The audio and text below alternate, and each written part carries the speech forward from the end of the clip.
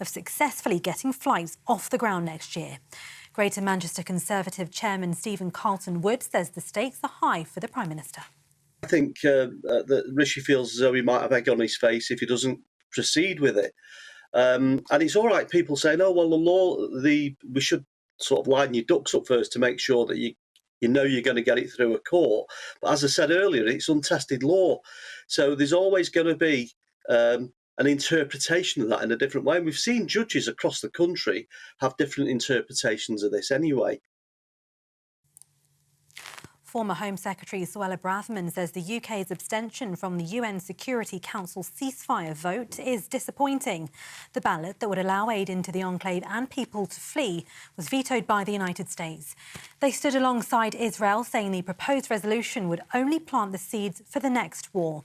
UN officials say there's enough food aid available in Egypt and Jordan to reach 1 million people in Gaza amid fears of humanitarian aid collapsing.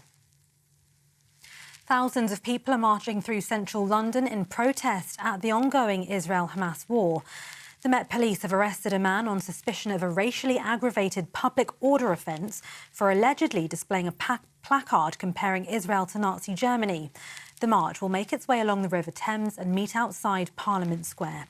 Police are maintaining strict rules around the demonstration, including a hard curfew to complete the rally by 5 p.m. Members of multiple unions met today to argue against anti-strike laws after 18 months of industrial action. Hundreds of thousands of workers have taken actions over paying conditions. It's as regulations to ensure minimum levels of service came into force yesterday. This is the first time in 40 years the TUC assembled a special national conference. While its General Secretary Paul Novak says the Strikes Act is unfit for the modern-day worker. Going on strike is a basic protection that working people have relied on for generations. But today, we've got a Tory government that feels threatened by that basic protection, threatened by the organised working class, threatened by workers having the temerity to stand up. And their response? Reach out for that old Thatcherite playbook, slap more restrictions on unions, bully working people into keeping quiet. Dozens of flights were unable to leave Gatwick Airport for a few hours today after a system outage. Passengers flying to and from the airport reported planes being delayed on the tarmac at 8 o'clock this morning. The airport has apologised for any ongoing delays. Court documents reveal the late Queen wanted protection for the Duke and Duchess of Sussex after they abstained from royal duties. An extract from a letter written by the late Queen's private secretary, Sir Edward Young, states it's imperative that the family continues to be provided with effective security. In a statement, Prince Harry said he feared for his family's safety and felt forced to leave the UK.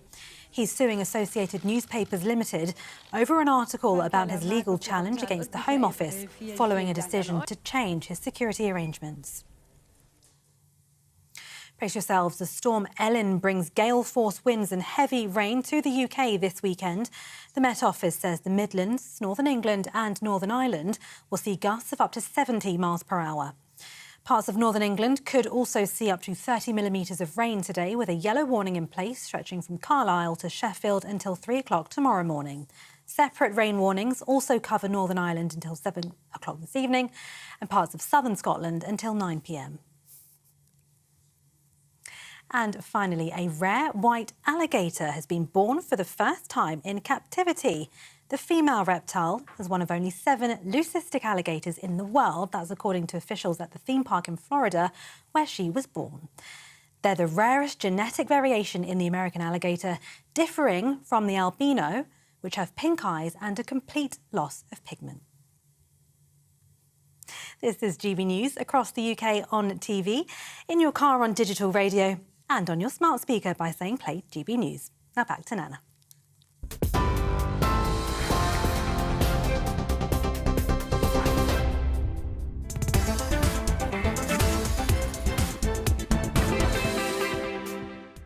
Thank you, Tatiana. It's fast approaching 6 minutes after 3 o'clock. This is GB News. I'm Nana Akua. Coming up, we'll have the latest on the Palestine marches taking place in central London again. Then at 3:20, it's climate control. This is top scientists say that the UK isn't prepared for the rise in global temperatures. We'll be unpicking their claims. Then stay tuned at 3:35. Steve Miller will be live to discuss obesity Britain and whether the UK is really too fat. And, of course, Charlie Mullins is this week's political spotlight. Stay tuned because we've got so much to talk about as he reveals the work ethic that took him from the streets of North London to selling his own company for hundreds of millions. And also make sure you stay tuned because I've got the fabulous Brianna Ivy who will be here live talking to us from America about her transition. You won't want to miss that. All of that coming up in the next hour. Tell me what you think on everything we're discussing. Email gbviews@gbnews.com or tweet me at gbnews.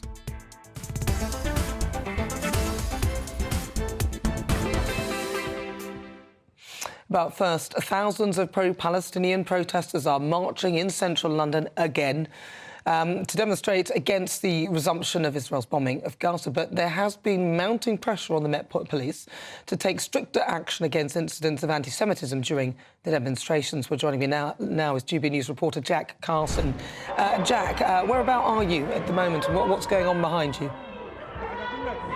Yeah, so we've now reached Parliament Square. This is the end of the march. As you can probably hear on the stage behind me, the cheering and the speeches that are taking place at the end, of course, of this march. I just want to bring you an update that we've had from the Metropolitan Police in the last couple of moments. They've confirmed that a further arrest has been made for an offensive placard that they have seen within this protest. Of course, they confirmed a little bit earlier on at the start of the march when we left Bank Junction that they had arrested a man on suspicion of racially aggravated public order offence. They say for having a placard allegedly making comparisons of Israel with Nazi Germany. So that's now 2 confirmed arrests from the Metropolitan Police have confirmed from the protest today. It has to be said they have been largely peaceful. We believe from the announcement that we had on stage just a short while ago that 100,000 people have taken part in this Palestinian Solidarity Campaign march today. Their message has been very clear when we've been here, and they've been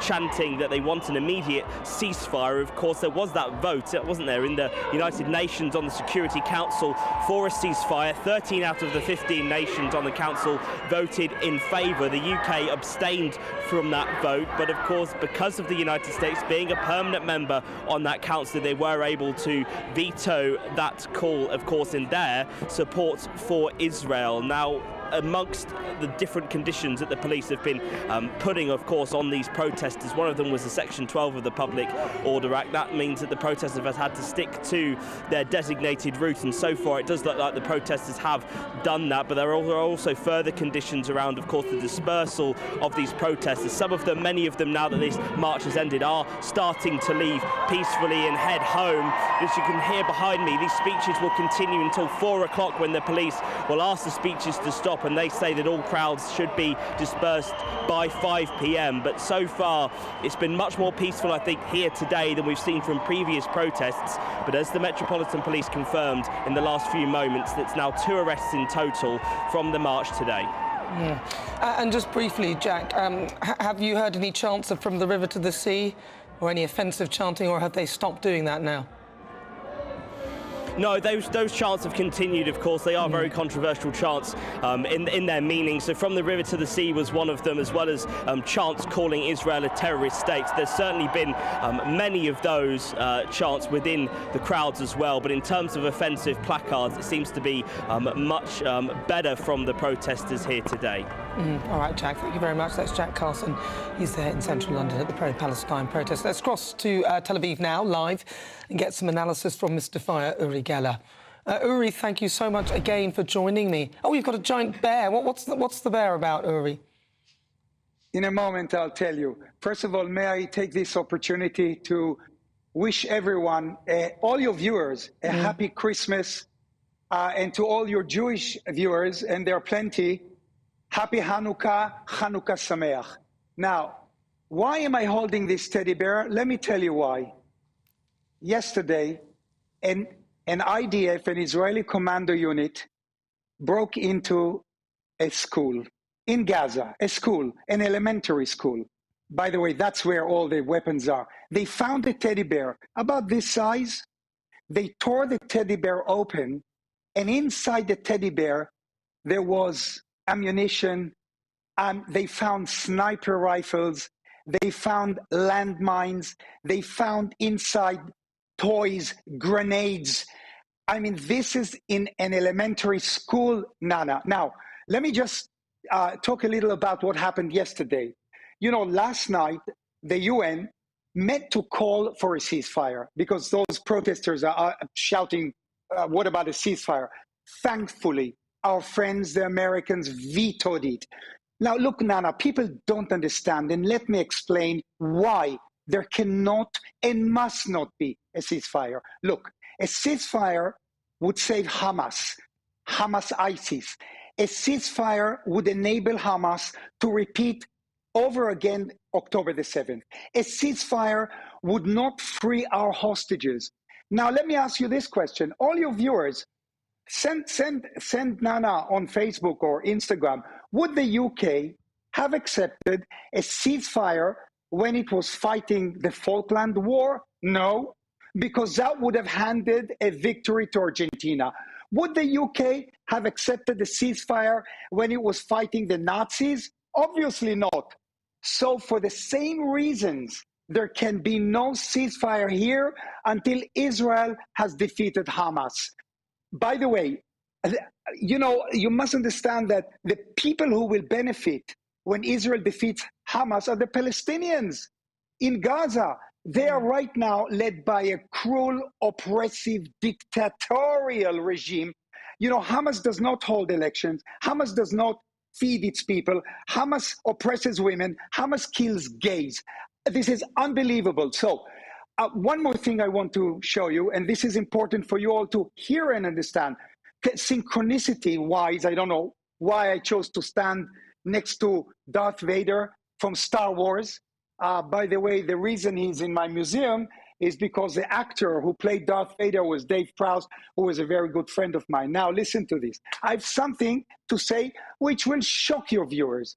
Do you know how much Gaza has received in foreign aid in the past few years? I'll tell you, approximately $10 billion. $10 billion from the UN, from the US, from Qatar, from the EU, $10 billion. Can you imagine what Gaza should look like? It should be like Singapore. It should be like Dubai. It should be wealthier than the whole Knightsbridge in London. Now ask yourself, why not?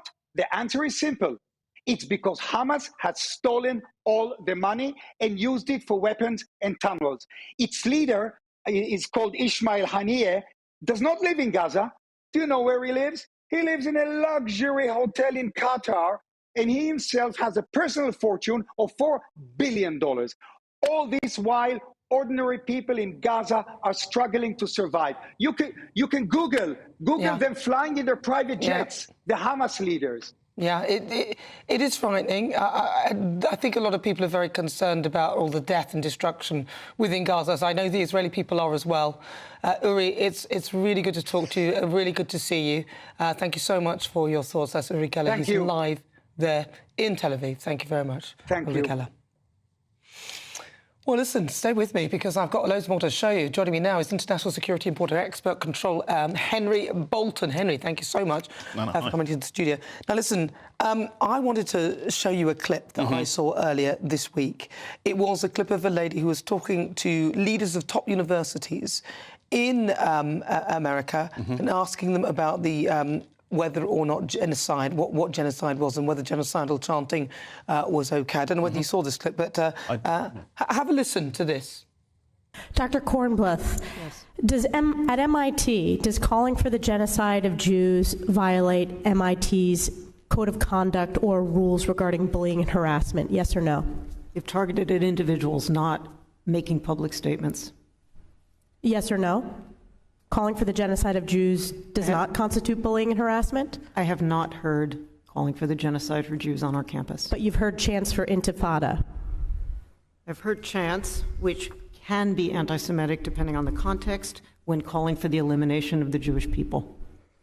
So those would not be according to the MIT's code of conduct or rules. That would be investigated as harassment if pervasive and severe. Ms. McGill, at Penn, does calling for the genocide of Jews violate Penn's rules or code of conduct? Yes or no? If the speech turns into conduct, it can be harassment, yes. I am asking specifically calling for the genocide of Jews. Does that constitute bullying or harassment? If it is directed and severe or pervasive, it is harassment. So the answer is yes. It is a context-dependent decision, Congresswoman. It's a context-dependent decision. That's your testimony today. Calling for the genocide of Jews is depending upon the context. That is not bullying or harassment. This is the easiest question to answer yes, Ms. McGill. So is your testimony that you will not answer yes? If it if the yes speech or becomes no? if the speech becomes conduct, it can be harassment. Yes. Conduct meaning committing the act of genocide? The speech is not harassment? This is unacceptable, Ms. McGill. I'm going to give you one more opportunity for the world to see your answer. Does calling for the genocide of Jews violate Penn's code of conduct when it comes to bullying and harassment? Yes or no? It can be harassment. The answer is yes. And Dr. Gay, at Harvard, does calling for the genocide of Jews violate Harvard's rules of bullying and harassment? Yes or no? It can be, depending on the context. What's the context? Targeted as an individual, targeted at an individual. It's targeted at Jewish students, Jewish individuals. Do you understand your testimony is dehumanizing them? Do you understand that dehumanization is part of anti-Semitism? I will ask you one more time. Does calling for the genocide of Jews violate Harvard's rules of bullying and harassment? Yes or no? Anti-Semitic rhetoric, when it and is it anti-Semitic rhetoric? Anti-Semitic rhetoric, when it crosses into conduct that amounts to bullying, harassment, intimidation, that is actionable conduct, and we do take action. So the answer is yes, that calling for the genocide of Jews violates Harvard Code of Conduct, correct? Again, it depends on the context. It does not depend on the context. The answer is yes, and this is why you should resign. These are unacceptable answers across the board. Wow. Well, I wanted to play the whole thing because it's painful, and I thought it was important that I played you the whole thing so you could hear what it feels the Jewish people are up against. Well, what is your thought on this? Obviously, speaking to Uri, then speaking to people at pro-Palestinian rallies, everybody is concerned of the safety of the Palestinian people, of course. Indeed. But why do you think that there seems to be this, what feels like anti-Semitism coming again? I think that is anti-Semitism. That is such an easy answer to give. Of course, calling for genocide of the Jews has got to be against every moral and legal rule that there is, whether it's in an institution like a university or whether it's in government or wherever it is. It has to be, and that's an obvious moral response. Yes, everybody is concerned about civilian innocent casualties, but I think there's this simplistic approach, and I'm sorry, I'm going to be political about this, because I think that there is this, on the left, there is this sense that anything that is in any way perceived to be suppressive or punishment of people is your response has to be to turn against the organisation, the body, the entity that is doing that, regardless of the cause of it. And in this particular case, it is because you hear similar denial, if you like, over the Hamas attacks on the 7th of October. You do, yeah. The most heinous, horrific, depraved attacks. And I, to be honest, there are a few things that I can't get my head around, Nana, but this is one. Can you not condemn what happened on the 7th of October? Can you not condemn calling for genocide whilst at the same time being concerned about innocent lives being destroyed, innocent people being killed and maimed and so on, and all the psychological damage that comes? I can do both. Yeah.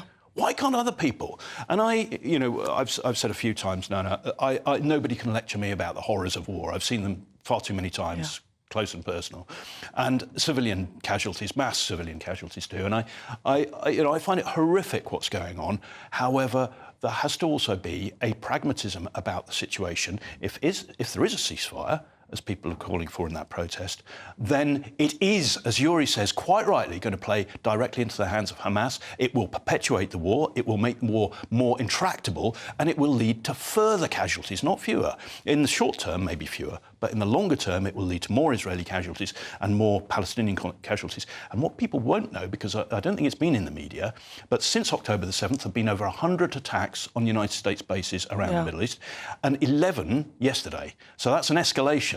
And so we're seeing the longer this goes on, if you stop it, then it won't help. But if you let it go on, then if you have a ceasefire, it will perpetuate and all of this will get worse.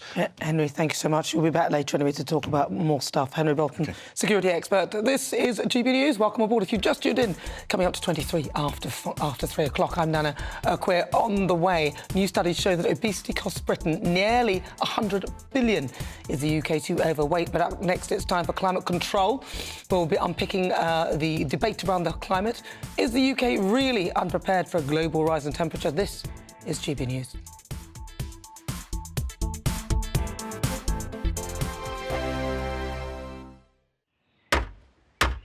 Who is it? We're here for the show. Welcome to the Dinosaur Hour with me, John Cleese. I was married to a therapist. And you survived? I thought we were getting Hugh Laurie. Second best. You interviewed Saddam Hussein. What's that like? I was terrified. I'm playing strip poker with these three. Oh! No, thank you. My CDs need to be put in alphabetical order. Are you going to be problematic again? The Dinosaur Hour. Sundays on GB News. Good afternoon, Britain. Good afternoon, Britain. Join us, Tom and Emily, To find out what's happening in the heart of Westminster. and why it matters to you. Weekdays from midday, we bring you the most compelling stories from across the United Kingdom. And from your doorstep to our inbox. That's right, we want to hear from you. GB News, Britain's news channel. I think the most exciting bit for me is talking to people. People who I think are ignored often by the major news channels. We're going to give news they want to hear. There's a voice there that needs to be heard. I think there's a chance here for a diversity of opinion to be expressed, which you don't find elsewhere. It's really exciting. We don't hold back. We're free to say how decisions that are taken here affect us all around the country. Only on GB News, the People's Channel, Britain's news channel. I'm Michelle Dewberry, and I'm not here to tell you what to think. I'd much rather hear what you have to say. So send in your opinions to gbviews@gbnews.com. Keep them clean, and you never know, I might read them out. With my panel here on Jubes & Co, we debate, we get stuck into the issues of the day on a show where all views are welcome, especially yours. GB News, the People's Channel, Britain's news channel. In the GB Newsroom, we bring you the news as it happens. With our team of dedicated journalists across the UK, we're ready to give you accurate reporting every day. When the news breaks, we'll be there with bulletins on GB News, the People's Channel, Britain's news channel. Your weekend starts here with Friday Night Live with me, Mark Dolan, 8 till 9 on GB News. Big stories, big guests and big laughs as we get you ready for a cracking weekend. That's Friday Night Live with Mark Dolan. Fridays 8 till 9 on GB News. Bring your own drinks. The admission's free. GB News, unlike other broadcasters, isn't obsessed with the London-Westminster bubble. We think there's a nation beyond the M25, and that's why we talk about the issues that matter across the land. Join me on State of the Nation, 8 to 9 o'clock, Monday to Thursday on GB News. Daisy's listening, and you should too. Tired of the usual focus-tested, pre-prepared Westminster runaround? Well, so am I. So you want higher taxes? Is your department to blame for this? Are you rethinking this policy? Every Sunday at 9:30, I'll be sitting down with those in power to get the truth about the issues affecting you. Let's be honest, we've known about the cost pressures of this project for years, not months. That's the Camilla Tominey Show, a politics show with personality. On GB News, the People's Channel, Britain's news channel.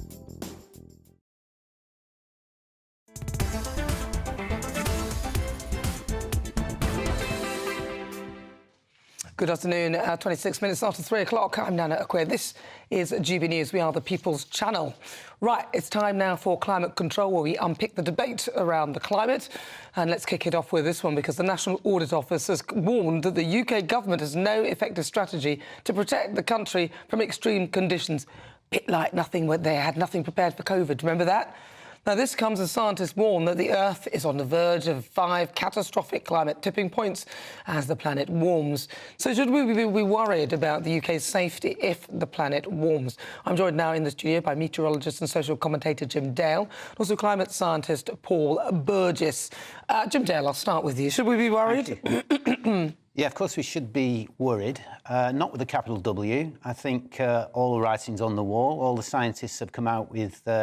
over many years. What does the writing on the wall say? The writing on the wall says that we've got to stop fossil fuel emissions at the rate that they are at this moment in time. Otherwise, the world will continue to warm up, as it is doing. Just as the Met Office said this week, that 2024 will be as bad, if not worse, in terms of extremes, catastrophes, record temperatures. We haven't got to the end of 2023, but we know which direction that's going in. Do we? So all of this is writing on the wall. It's done, it's dusted, and we've got that ahead of us in terms of what's going to happen if the world doesn't progress, and that's what COP28 is all about. That's what they're trying to achieve. Whether they achieve it is a separate matter. 27 COPs later, we haven't. But nonetheless, what we're seeing around the world, and even in our own country, 2 storms, by the way, not necessarily climate change, but Storm Ellie and Storm Franklin tomorrow, one after another. It seems to me that we're on a train to nowhere. A train to nowhere, he says. He talks of extreme catastrophes and a train to nowhere. The writing is on the wall, Paul. Well, let's put some writing on the wall. OK. Can you bring my first image up, please? Yeah? OK, let's take a look at your first slide, Paul. Let's have a look at his first slide. There we are. Now, this is taken... There's a copy for you, Nana. There's a copy for Jim. Right. This is taken from the IPCC AR6 report. And what I've done is just... I put some of the black writing, the big black writing's mine, where you've got on the left-hand side the particular incidents, yeah? Where so at the top, nothing emerged in historic record. This is the first one I'm looking at. What is that about? Well, that's saying, up to now, there has been no greater frequency or worsening of all these things. Oh, so that's rivers. So on the other side, it says so rivers, floods, rain, heavy precipitation, all these rain, landslides, arid. And what's this from? This is from the references at the bottom. So all your viewers, IPCC, the IPCC, Chapter 12, Table 12.1. And what year is this? This is the latest report, AR6. So this is the IPCC report, Jim Dale. No, I don't. Let me finish. Yeah, go on. You can't say no because you know what I'm going to say. Okay, it's the report. Say no to this. Yeah, okay, but he's printed out a copy of the report. We won't put it up if it's not the real thing. And he's pointing out something that the IPCC are saying, which is that these things that you said, you talked about catastrophes and extremes, aren't actually happening. Yeah, well, you have put it up, and it is wrong, because no legitimate scientist is going to say nothing has emerged in the historic record to say things haven't changed. There's been no catastrophic event. There has been, as I said, on this programme before, eyes wide shut. Just well, because it sounds like your eyes are shut. No. Just because you put nothing emerged in historic record, nothing even anticipated on worst case scenario, even by 2100, it goes against all known science. It's as simple as that, and that's why are you debunking something that's come from the IPCC? Let me just be clear. There are 97 pages, I think, in that report. Am I right with that, Paul? I don't know how many. I think it's 97. 97. He may have extracted a little bit and made it. No. Like you can do with these things, where there is a slight waiver here or a waiver there. I can explain. The major thing about the IPCC is it points unequivocally towards a global warming continuing and going to the extremes where we have catastrophic events occurring across the world at different times. And that's exactly what we're now seeing. OK, Paul. OK. Now, what Jim is saying is partly right, which is the IPCC does say that, but they go against their own scientists. That's the problem. You see, what you have is the IPCC put out a summary report, which all the governments read, called the Summary for Policymakers. That is decided on by the 185 delegates from governments who agree to each sentence and so on. So what they actually spin out is different. Could we go to the next slide, please? All right, let's pop up the next slide, please, and let's take a look. So what will this slide tell us? Talk me through. This slide is a report, the reference is on it, showing globally over the Earth, droughts have declined by this percentage, and the percentage decline in the last period since 1982 to 2012. What about the period after that, though? Because that's... Well, in actual fact, again, droughts have declined, and that's my particular expertise. I actually have data here. The worst droughts in the UK... How come you haven't put the most current slide up, then? There isn't the most current slide. This is a guy called Gregory White for that study. I've already put up, and I've got them here if you want. I've got slides going back to 1775 and 1776. All the worst droughts occurred before the Industrial Revolution. And this is Gregory Whitestone, right? That's right. They're occurring now. You know, you can pick anybody like Gregory Whitestone, one person in the entire universe, and say, he's come up with this, so I'll take that one. Who is Gregory Whitestone? Who is this guy who lives in a cave somewhere and writes this and you see, all you do is you don't argue the evidence ever. I'm arguing the evidence. No, you're not. You're not arguing the evidence. Okay. I've put evidence equally. I'll tell you what I'll do. I'll tell you what I'll do. I'll tell you what I wasn't asked to I didn't realise we were going to actually talk about this. So when the producer asks me next week to come onto the programme and gives us a subject, we will do this. I'll bring you information from NASA, from NOAA. No, you have to refute. You have to refute what I've just claimed from IPCC. You have to say, Paul, you've already said it. You said I've cherry-picked it and distorted it. Right, you have to prove that, because I am quoting the reference. All the viewers can see the reference on it and they can check. Anybody can go and look at this guy, Gregory. Yeah, that's right. They can. And tell me a study. Tell me any study that shows droughts increasing. There aren't. Well, listen. OK. Well, that's a challenge for Jim Dale. One more. I can do that quite happily. Next week, he will bring in something that says that droughts are increasing, even though the reports from the IPCC appear to say that they're not. That's not Jim the IPCC. Dale, well, no, that's the page before. That's Gregory Whitestone, who nobody's ever heard of. No. This is all on the page before as well. Well, listen, that's, of course, Jim Dale, meteorologist and social commentator, and also Paul Burgess, climate scientist.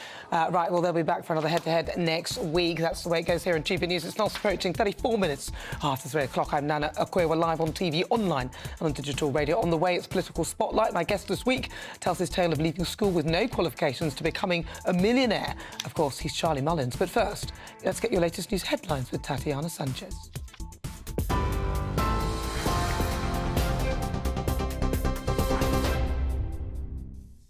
Nana, thank you very much and good afternoon. This is the latest from the GB Newsroom.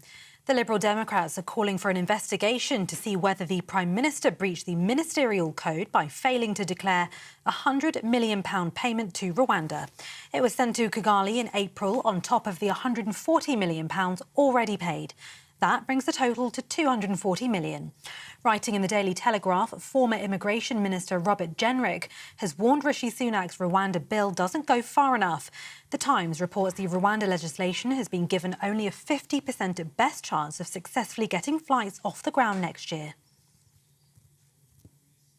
Former Home Secretary Suella Braverman says the UK's abstention from the UN Security Council's ceasefire vote is disappointing.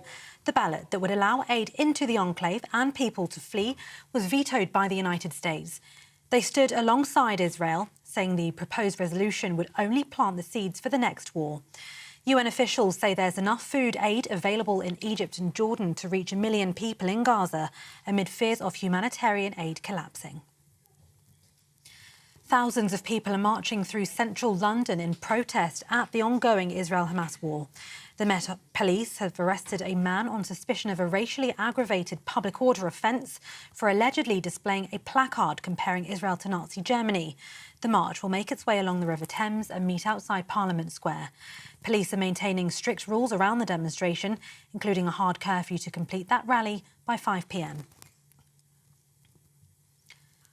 And court documents reveal the late Queen wanted protection for the Duke and Duchess of Sussex after they abstained from royal duties. An extract from a letter written by the late Queen's private secretary states it's imperative the family continues to be provided with effective security. In a statement, Prince Harry said he feared for his family's safety and felt forced to leave the UK. This is GB News across the UK on TV, in your car on digital radio and on your smart speaker by saying play GB News. Now back to Nana.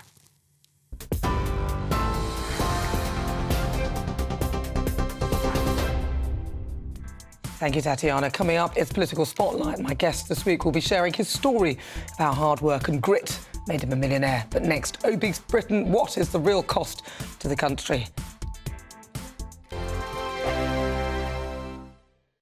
Wake up to the headlines with Headliners every morning at 5 a.m. We treat you to the day's biggest stories before anyone else, 7 days a week. You can catch up on everything you need to know before you've even had your kippers. Headliners every morning at 5 a.m. only on GB News, the People's Channel, Britain's news channel.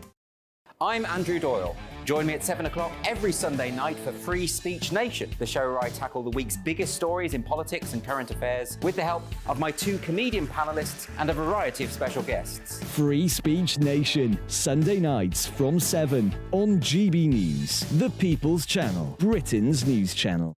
Big news, big debates, big opinion. Patrick Christie's Tonight is the week's biggest show. Every weekday, 9 to 11 p.m, we've got the inside track on the day's top stories. There'll be sharp takes you won't get anywhere else. We will set the news agenda, not just follow it, and I want to bring you along for the ride. Whatever it is, we'll have our finger on the pulse. It's news, but it's this close to entertainment. Patrick Christie's Tonight, 9 to 11 p.m, only on GB News, the People's Channel, Britain's news channel. Now then, Lee Anderson here. Join me on GB News on my show, The Real World, every Friday at 7 p.m. I'm not eating bloody cat. Are you Delicious. mental? Open your mouth. OK, here comes a train. Reminds me of the scene in Singing in the Rain. Adam, is that a good one? Whoa! Join me at 7 on GB News, Britain's news channel. What you get for breakfast is something that, if we do our jobs right, you will wake up to news that you didn't know the night before. It's a conversation. It's not just me and Eamon. We want to get to know you, and we want you to get to know us. From 6, it's Breakfast with Eamon and Isabel. Monday to Thursdays on GB News, Britain's news channel. There's only 3 people you can trust in life. Your doctor, your lawyer and your nana. I'm not sure. So join me, Nana Akua, at 3 p.m. every Saturday and Sunday where we discuss the biggest topics of the weekend. Be ready for battle. Could you be quiet? What is this? It's my new teeth. It's your new teeth. I don't bite. Well, not without a good reason. Always honest, always fun. Every weekend at 3 p.m. on GB News, the People's Channel, Britain's news channel. Every Sunday from 11, join Michael Portillo. There'll be topical discussion, looking at the week before and the week to come. So kick back and relax at 11 a.m. on Sundays on GB News with me, Michael Portillo. GB News, the People's Channel, Britain's news channel. I'm Michelle Dewberry, and I'm not here to tell you what to think. I'd much rather hear what you have to say. So send in your opinions to gbviews@gbnews.com. Keep them clean, and you never know, I might read them out. With my panel here on Jubes & Co, we debate, we get stuck into the issues of the day on a show where all views are welcome, especially yours. GB News, the People's Channel, Britain's news channel. Have a great Saturday night with me, Leo Curse, on the Saturday Night Showdown. It's a crazy world out there, so come and make fun of it with me, my panel of comedians, and a couple of people who actually know what they're talking about. The Saturday Night Showdown is your front row ticket to the clown show, every Saturday, only on GB News, the People's Channel, Britain's news channel.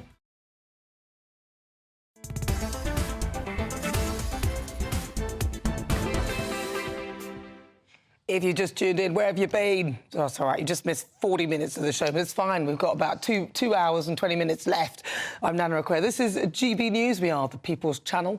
We're live on TV, online and on digital radio. Now, this is one of my favourite subjects. It's all about weight, because Britain's weight problems cost almost $100 billion a year. Analysis suggests that prompting calls for a government crackdown on unhealthy food and a drive to promote fresh ingredients. And Tony Blair, the Tony Blair Institute, I'm always very dubious when I start talking about him. The costs have soared from 58 billion in 2020 to 98 billion as the government's former advisor on food, Henry Dimbleby, said that the spiralling cost shows us that the growing prevalence of people being overweight is an absolute public health disaster. Well, joining me now to discuss is Steve Miller. He's the former presenter of Fat Families. I used to love that show, Steve. I used to love that show. You can't hear me. You can't hear me at all. Well, can't hear you. I can hear you. Oh, he can't hear us. That's a shame. Anyway, I don't know whether you ever used to watch it, but Steve also presented Secret Eaters. And there's people who said, I don't know why I'm fat. I have no idea why I'm fat. And then a camera would film them, and they'd have cameras hidden in secret locations that they weren't aware of, but they had agreed to do this show, which also included locations in their workplace, and they were filmed stuffing their faces. And the bottom line is most people are overweight because they eat too much. But let's have a chat with Steve Miller, also former presenter of Fat Families. Steve, why do you think that there's this big obesity problem? Because people often say the manufacturers, the labelling, the this, the that, the advertising, there's too much sugar in things. Why are people so fat? Oh, and aren't we bored, sick of all of this blame game? You know, we just want to blame everybody else for being ballooners.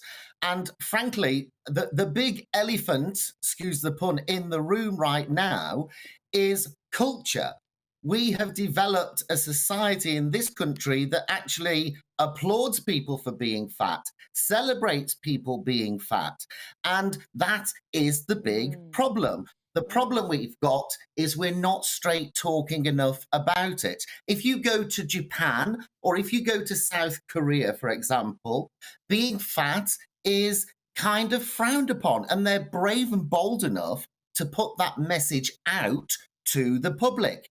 Don't get me wrong, it's not about being horrible and nasty to people all the time. I'm not suggesting that for 1 minute.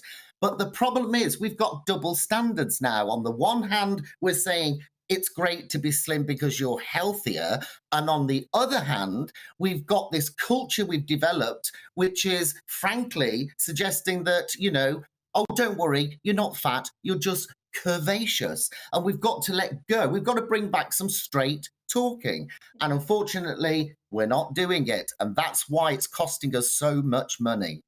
Because if the government could sort of eliminate this problem, and we've had some of these Wegovy, is that what it's called, slimming tablets and things like that. Do you think that the government should get behind initiatives like that? No, I'm not a big fan of these, you know, magic pills and magic fixes. And if you look at the jab, for example, what you've got there is something that I would say is an absolute last resort. You go and look at the potential, I emphasize potential, side effects. They're really concerning. I think we, as Brits, we've not got to point the finger at everybody else. We've got to start pointing the finger at ourselves and tell ourselves to own our body, start literally liquidating the lard that we've built up ourselves, take personal responsibility. Yes, seek support if you need it, but stop whinging and get on with it. That's the sort of speak we need. But what about some of those food manufacturers? So, for example, there are 60 different names for sugar. They hide the word sugar in things like corn syrup and rice starch and all these things. You don't realise that that's actually sugar. Don't you think? I get it that people know they shouldn't be eating certain things, but the manufacturers surely have got to hold their hands up as well. Well, I think what we've got to do is just simplified food labelling, because if you look at food labels in the shops, I mean, you've got to have a degree in nutrition to understand them. And frankly, if that means putting one bottom, one backside on food that's not that fattening, two backsides on food that is a bit fattening, three backsides on food that makes you a right porker, then that's what we've got to do. We've got to get more emotive about it in terms of being straight with people, because that's what motivates people. I've been doing this for helping people for over 20 years now, and I can tell you what, it's not all about hearts and flowers and blame game. It's getting people to own their body, as well at the same time as giving them support where needed. That's the key. One thing the government can do, though, is actually partner the supermarkets, work with the supermarkets, to promote affordability when it comes to healthy food. Because one of the big excuses us Brits love is that it's too expensive to eat well. Well, actually, if you look deep, it's cheaper. It isn't. It is. Steve Miller, such a pleasure to talk to you. Thank you so much. That is Steve Miller, former presenter of Fat Families. It's fast approaching 46 after 3. I'm Nana Akua. If you've just tuned in, welcome on board. We're live on TV, online and on digital radio. But it is time now for this week's Political Spotlight. Now, my guest this week left school at 15, but in 2021 sold the company he founded for £145 million. Wow, a classic rags to riches tale. Of course, joining me to shine a light is Charlie Mullins, the founder of Pimlico Plumbers. Charlie Mullins, thank you so much for joining me. Hi, Nana. Wow. Fancy that. Did you ever... Has your reality sort of superseded what you dreamt that you would be doing now? So yeah, well, for sure. I mean, I was just happy I was an apprentice plumber, then a plumber and self-employed, and I thought that was it, really. But then, you know, opened up the company and we just went from strength to strength, and it just goes to show what an apprentice does for you, kind of thing. So talk me through then. Why was your company so much better than the others? Because you really... I mean, you made a fortune, 145 million. You can't spend that. I'm trying to. Don't worry about that. But you probably make more interest than you spend. Well, I don't know. I've spent a few quid, put it like that. You know? And then, obviously, the charities, you know, as you know. You do a lot of charity work. Yeah, a lot of Shooting Star Hospice. Yeah. We've been helping them a lot. But, yeah, it's... why was we successful? I think because of the work ethics. We had old-fashioned work ethics, you know, turn up for work, smart, tidy, be on time, be polite, and give value for money. And I think if you employ the best, you are the best. What do you think, then? Because Robert Jenrick was talking earlier today, I don't know whether you read this piece in the Telegraph, and he was basically saying that we've taken on too many immigrants and it's difficult to then assimilate everything into the environment. And then, of course, you've got a lot of cheap labour as well. What's your view on the cheap labour? And do you think we should carry on bringing in lots of immigrants to do the cheaper labour, as some of the politicians appear to be wanting? No, we need to start training our own people straight from school, straight into a government-funded apprenticeship scheme. Resolves the skills shortage, gets youth unemployment moving, and gives people a future. So I think we need to concentrate over it. You know, I don't want to go down the immigration route and the illegals and all that lot, but it's costing us all a fortune, the taxpayer, and we just need to get back to old-fashioned work ethics. And that's what we're going to do. You're probably going to ask me, but we're going to open up a new service company called WeFix in next year, when the 3 years clause is up, and we'll be going back to all the old-fashioned ideas of working, and loads of apprentices. Because the thing is, a lot of people are sort of looking at this and thinking that British people don't want to do the jobs anyway. This is what you hear a lot of the time, that British people don't want to do the jobs. Why do you think there seems to be some sort of... It feels... I don't know whether it's after COVID or something happened to the mindset of a lot of people. Yeah, I mean, besides a lot of them are lazy, the benefit system's too good, and, you know, we're just looking after people for not contributing nothing to society, and, you know, all this working home from nonsense it's just ruined the workplace, and... you know, I feel that, but youngsters, there's a lot of youngsters do want to go to work. I speak to lots of them on these apprenticeship sort of situations, and they're screaming out for work. We've just got to give them an opportunity, give them a future, and look after the people that are over here. But do you not think that the mindset has shifted, though? So although, like our work ethic when I was younger, you do whatever it took to build whatever you could, so eventually you'd have more money to do the job that you wanted, and do you think that has just sort of disappeared, though?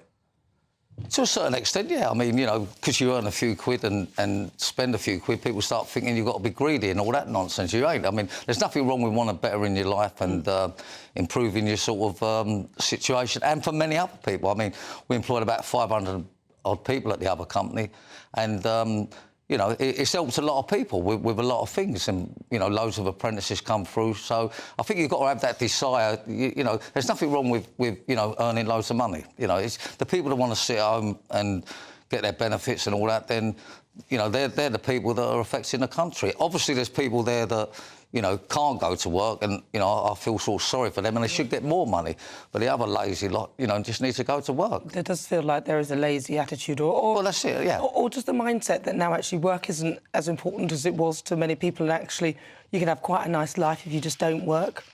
Well, it looks like it, but that's back to benefit systems and, you know, all this woke nonsense and us just allowing people to carry on as they carry on. And, you know, I think we need to get back to the old-fashioned idea of going to work and earning a living. And, you know, people can do well in the workplace. I mean, you know, I'm not going to say, because I've done it, everyone can do it, but, you know, I come from a difficult background and, you know, no money and that type of thing, like many people. But it's all about determination, willpower, and obviously believing in yourself. So talk to me about this new venture that you're setting up next year.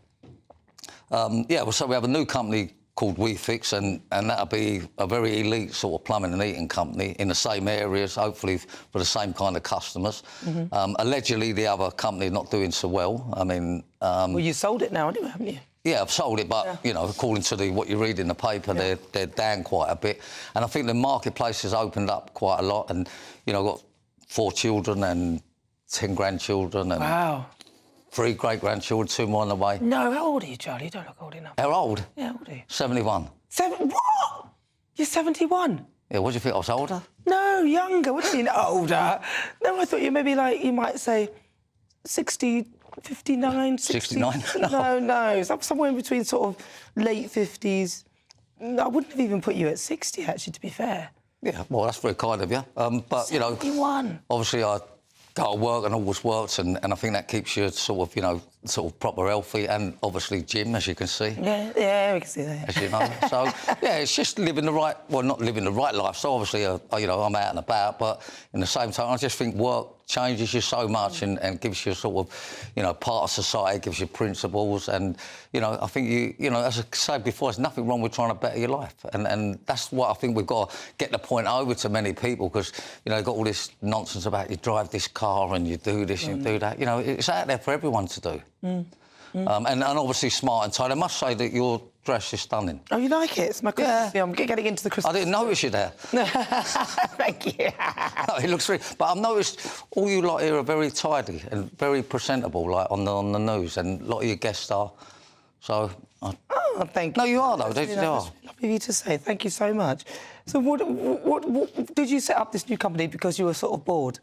Because when you've made all that money, because, you know, like when you've got like 150 million that you've made, I know you do lots of work for charity. I mean, I went to a thing and Charlie was just buying things left, right and centre just to give thousands to people who are less well. Yeah, well, I think that, you know, is you know, part of me anyhow, and a lot of people don't know that side of it, and they say all this nonsense, you shouldn't say what you give to charity, but I think you need to say so that people know and they help. But, yeah, Shooting Star Osh is my favourite one, but we do help quite a few. So I suppose the begging letters will be coming in now. No, they won't be. No, but I think people are quite respectful and they know how hard you've worked, and people don't... You know, that's you know... Oh, you'll be surprised. You really? Get some... well, not necessarily charities, but you get some right pests come on, like, give me a few quid and give me this and, you know... Well, I'll write mine now first, shall I? No, but they need to go to work, these people. Yeah, and, that's true. You know, but, you know, I think I'm very happy to be able to do that, and I'm going to continue doing it. You know, we've actually taken on the... with Shooting Star... Hospice to, you know, we're going to support them through the next company. Well, listen, Charlie, it's a pleasure to talk to you. Can I just say one quick thing? Oh, quickly, go on. Nigel's doing great, and yes. I think it's a credit to everybody here. Absolutely, so and he's a winner all day long. I hope he wins. Charlie Mullins, it's always a pleasure. Thank you so much. Thank you. The time literally just went. Well, listen, coming up, I'll be joined by my amazing panel, broadcaster and columnist Lizzie Cundy, also former Labour Party advisor Matthew Larser. But next, of course, is my monologue on Obid Scabies and his revelations that the claims in his book, Endgame, may not be up to scratch. That's coming up. Looks like things are heating up. Boxed boilers, sponsors of weather on GB News. Hello, welcome to your latest GB News weather. I'm Ellie Glazier.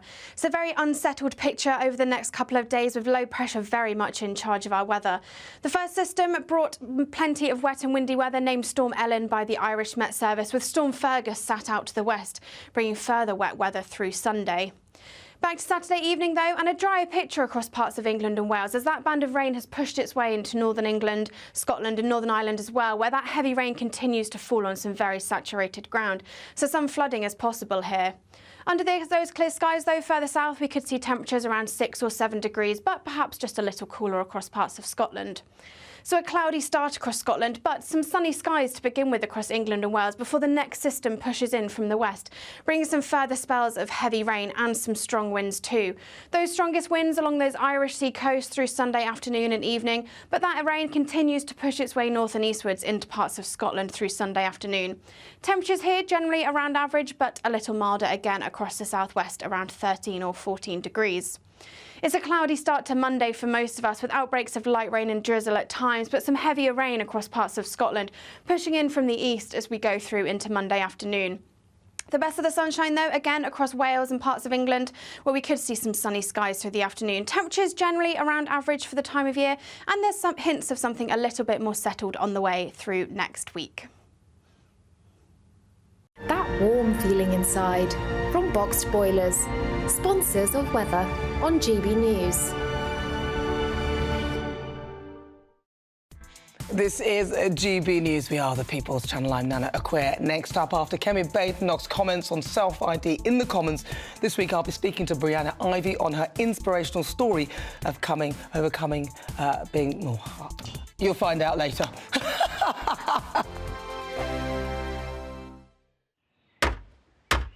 Who is it? We're here for the show. Welcome to the Dinosaur Hour with me, John Cleese. I was married to a therapist. And you survived? I thought we were getting Hugh Laurie. Second best. You interviewed Saddam Hussein. What's that like? I was terrified. I'm playing strip poker with these three. Oh! No, thank you. My CDs need to be put in alphabetical order. Are you going to be problematic again? The Dinosaur Hour. Sundays on GB News. Good afternoon, Britain. Good afternoon, Britain. Join us, Tom and Emily, To find out what's happening in the heart of Westminster. and why it matters to you. Weekdays from midday, we bring you the most compelling stories from across the United Kingdom. And from your doorstep to our inbox. That's right, we want to hear from you. GB News. Britain's news channel. I think the most exciting bit for me is talking to people. People who I think are ignored often by the major news channels. We're going to give news they want to hear. There's a voice there that needs to be heard. I think there's a chance here for a diversity of opinion to be expressed, which you don't find elsewhere. It's really exciting. We don't hold back. We're free to say how decisions that are taken here affect us all around the country. Only on GB News, the People's Channel, Britain's news channel. I'm Michelle Dewberry, and I'm not here to tell you what to think. I'd much rather hear what you have to say. So send in your opinions to gbviews@gbnews.com. Keep them clean, and you never know, I might read them out. With my panel here on Jubes & Co, we debate, we get stuck into the issues of the day on a show where all views are welcome, especially yours. GB News, the People's Channel, Britain's news channel. In the GB Newsroom, we bring you the news as it happens. With our team of dedicated journalists across the UK, we're ready to give you accurate reporting every day. When the news breaks, we'll be there with bulletins on GB News, the People's Channel, Britain's news channel. Your weekend starts here with Friday Night Live with me, Mark Dolan, 8 till 9 on GB News. Big stories, big guests and big laughs as we get you ready for a cracking weekend. That's Friday Night Live with Mark Dolan. Fridays 8 till 9 on GB News. Bring your own drinks. The admission's free. GB News, unlike other broadcasters, isn't obsessed with the London-Westminster bubble. We think there's a nation beyond the M25, and that's why we talk about the issues that matter across the land. Join me on State of the Nation, 8 to 9 o'clock, Monday to Thursday, on GB News. Daisy's listening, and you should too.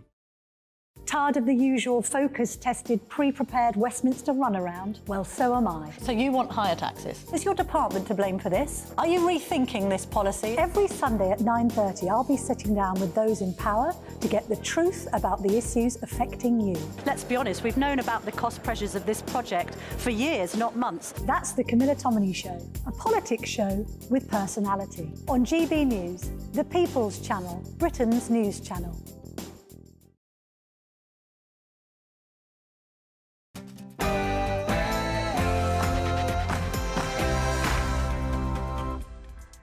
Hello, good afternoon. It's 4 o'clock. Welcome to GB News on TV, online and on digital radio. I'm Nana Akua.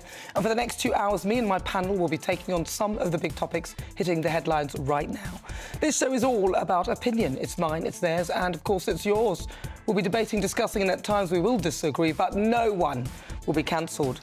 So joining me today is broadcaster and columnist Lizzie Cundy, and also former Labour Party advisor Matthew Laza. Hello, darling. No single shots, darling. Sorry about that. Before we get started, let's get your latest news with Sophia.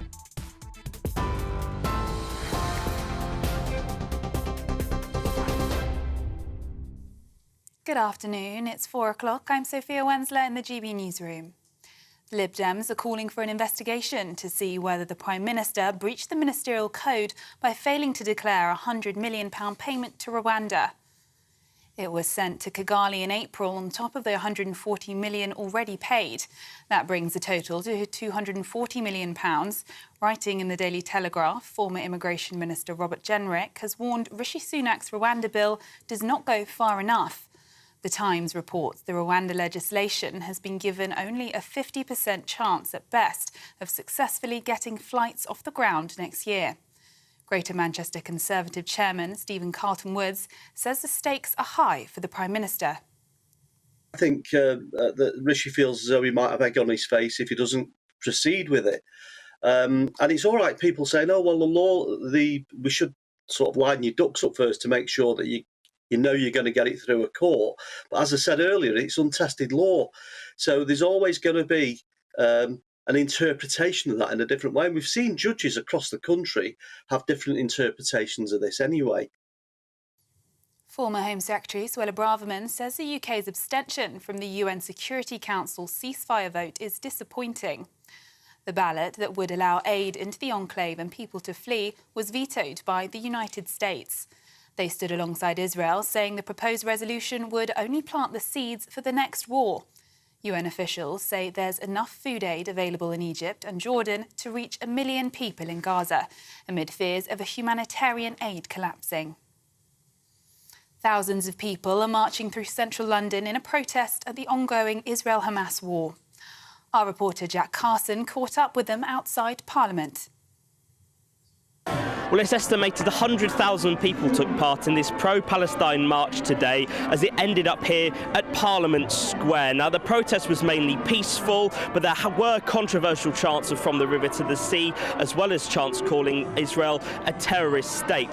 The demographic of the protest was very mixed, from people very old to people very young. And we also know people were bussed in from around the country, including from Bristol and including from Birmingham as well. Here at Parliament Square, we've had speeches from members of the Labour Party and other members of the Palestinian Solidarity Campaign as their calls for a ceasefire continue.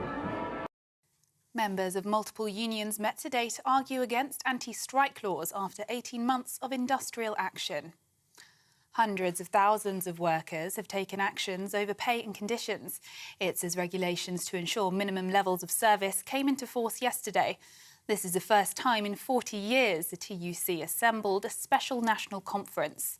TUC General Secretary Paul Nowak says the Strikes Act is unfit for the modern-day worker. Going on strike is a basic protection that working people have relied on for generations. But today, we've got a Tory government that feels threatened by that basic protection, threatened by the organised working class, threatened by workers having the temerity to stand up. And their response? Reach out for that old Thatcherite playbook, slap more restrictions on unions, bully working people into keeping quiet. Dozens of flights were unable to leave Gatwick Airport for a few hours today after a system outage. Passengers flying to and from the West Sussex Airport reported planes being delayed on the tarmac this morning. The airport has apologised for ongoing delays.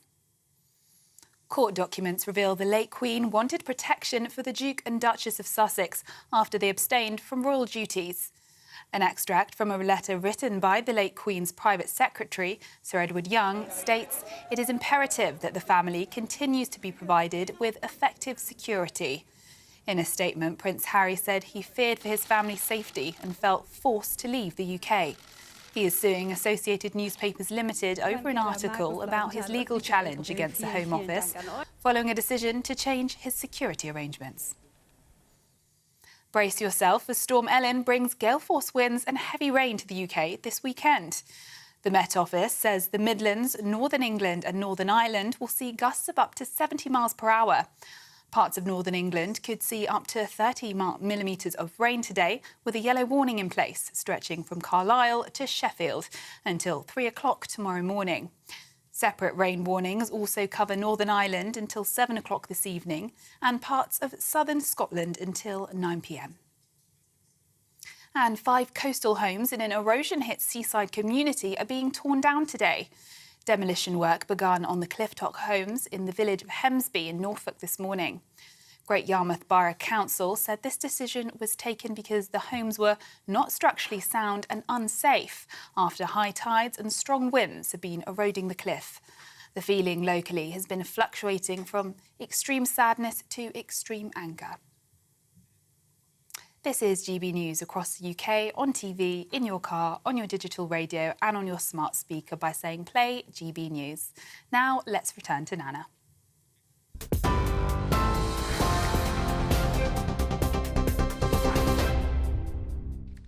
Good afternoon. Thank you, Sophia. It's just coming up to 7 after 4 o'clock. I'm Nana Akua. We're live on TV, online and on digital radio. Now, it's been a dire week at the Montecito Towers. Turns out that I was right, and Endgame may in fact prove to be a premonition for Omid Scobie's and Brand Sussex, as this week Omid revealed what we all could see crystal clearly, that he lied. So after swearing on people's lives that he'd never sent a version with their names... The book's available in a number of languages, and unfortunately I can't speak Dutch, so I haven't seen the copy for myself, but if there have been any translation errors, I'm sure the publishers got it under control. For me, I edited and wrote the English version. There's never been a version that I've produced that has names in it. Really? Well, what he actually meant was that he had put the names in an earlier version of the manuscript. Well, surprise, surprise, I can't believe that he expected us to buy into the story that he didn't put the names in. I mean, that's just ridiculous. His book has plummeted further down the book charts in disastrous fashion. I mean, how stupid does he think we are? As if a translator would randomly come out with the names of 2 royals who are now implicated in the race or so-called unconscious bias row. Please.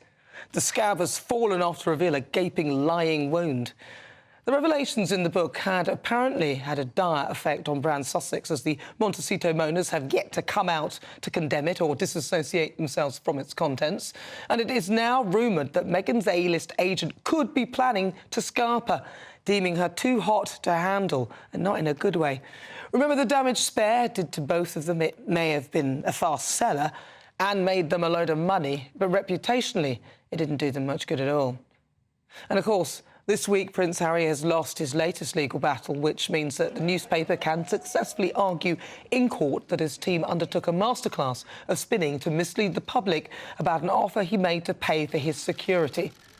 But despite all the Duke's drama, the late Queen's private security conveyed the Queen's wishes, and apparently the safety of the couple was of paramount importance, and a letter published as part of the summary judgment contradicted the idea that the Sussexes were cut off and forced to leave Britain. I don't get it. I mean, you've got the world at your feet and you mess it up so badly. In the meantime, it's business as usual for the working royal family. Catherine, Princess of Wales, one of the people named in the Dutch translation of Omid's book, has continued to work and to look fabulous during her royal engagements. She was positively glowing in a stunning new television advert promoting a Christmas carol service at Westminster Abbey on Christmas Eve. I bet the Sussexes can't bear to watch that. Her children look blissful. As far as premonitions go for the Montecito mourners and Omid Scobie, Endgame is proving to be just that.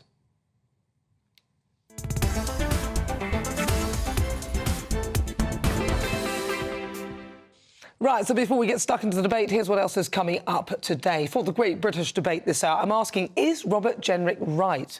Are there too many migrants to integrate? That's what he's saying. According to the former Immigration Minister, Robert Jenrick, integrating migrants into society is impossible at the current numbers. Now, the Conservative MP resigned from the front bench after saying that Rishi Sunak's Rwanda treaty didn't go far enough.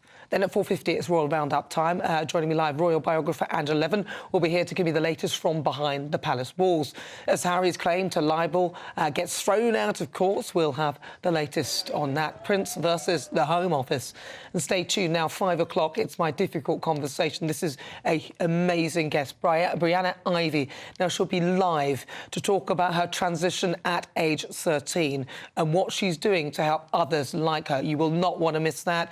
It's a frightening story, but it's one that you need to hear. That's coming up in the next hour. As ever, tell me what you think on everything we're discussing. Email gbviews@gbnews.com or tweet me at gbnews.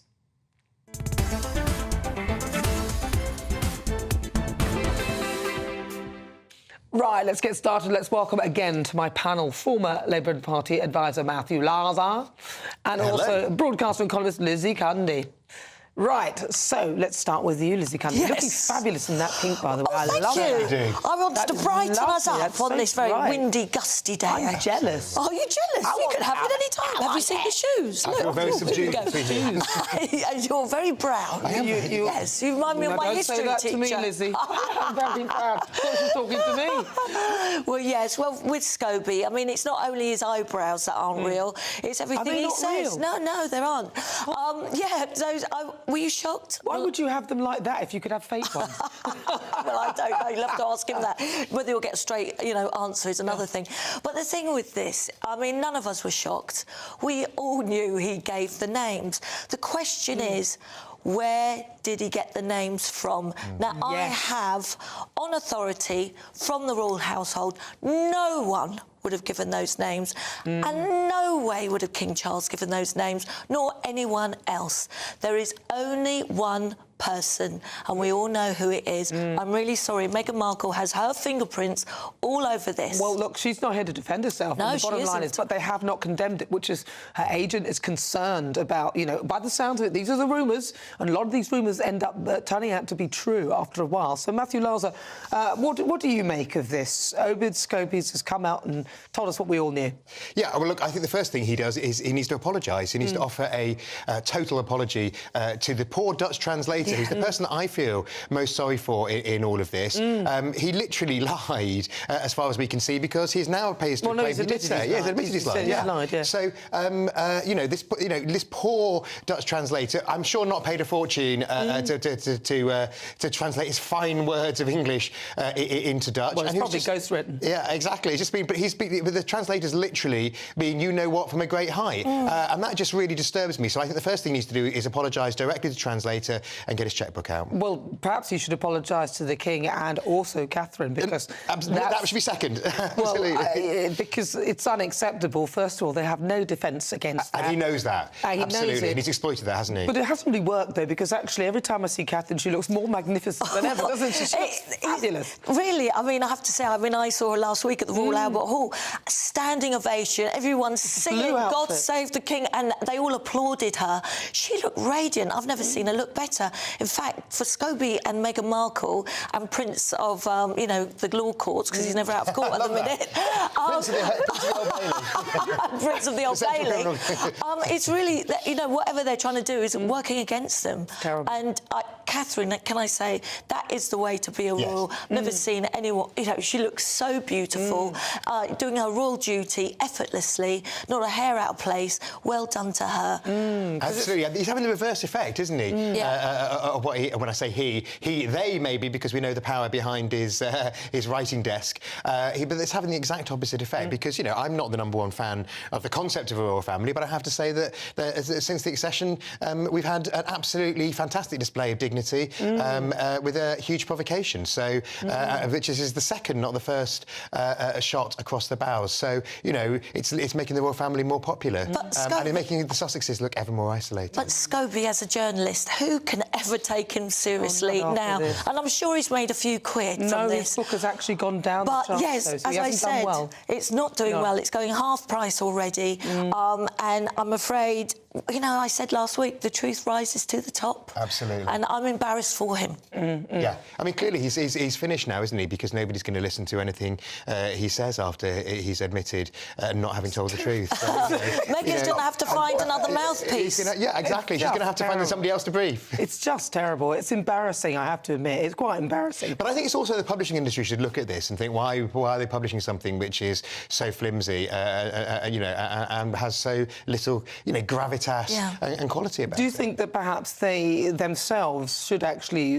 Because the palace could sue them, really. Yeah, I mean, they could, but they won't. Well, but they could. And actually, I would like to see them do that to make an example of this, because I think that would stop it. It's time for, I think, them to act and make an example. I really do think so. Because I think it's important, and it's for all journalists, for any publications, whether you're writing something, you need to try and make sure that it is of the utmost accuracy and that you've been through all the checks and balances, because otherwise you lose the trust of the people who are reading what you're publishing. Yeah. And at the moment, that's, you know, ensuring that there's trust in public life is more important than ever. So there is a strong case for them doing it, and it's interesting that they haven't said they're not going to, or made it be, let it be known, which is what normally happens in these circumstances. Instead, we haven't had. But I think King Charles will win the whole support of the public with this if you were to. You can't just say things willy-nilly about people and call them alleged racist. One of the worst things you can call someone. I think he's every right to, and he'd have all the public support.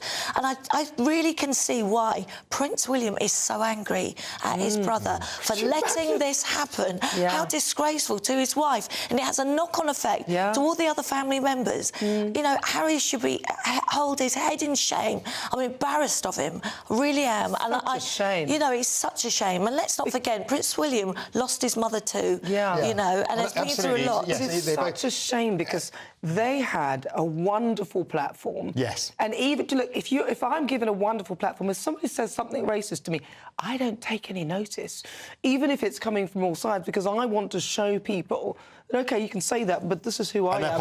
And I'm going to grow and show you. Absolutely. You can judge me by the colour of my skin if you like, but more fool you. You know, you should raise your game. You should bring it up. I think you said it perfectly in your monologue, Nana, that you said they had the world at their feet. Absolutely. I mean, you know, they literally had the sort of greatest platform that anybody could wish for, and they just wasted that opportunity. You know, they tell us that they care about causes. Well, at the moment, nobody's listening. I mean, A, they're not doing anything very much on their causes, and B, nobody's listening anyway, because it's all about this noise is off, so they've completely thrown that away. As you said, Nana, they did have the world at their feet, and all they did was whinge and moan and they scored an own goal about everything and everyone, and to their nearest and dearest. And don't forget, King Charles walked her down the aisle. I know. Yes. You know, how she had everyone... From that moment where she captured the nation's heart to where it seems... What I find particularly distasteful is it's like she's trying to divide our society.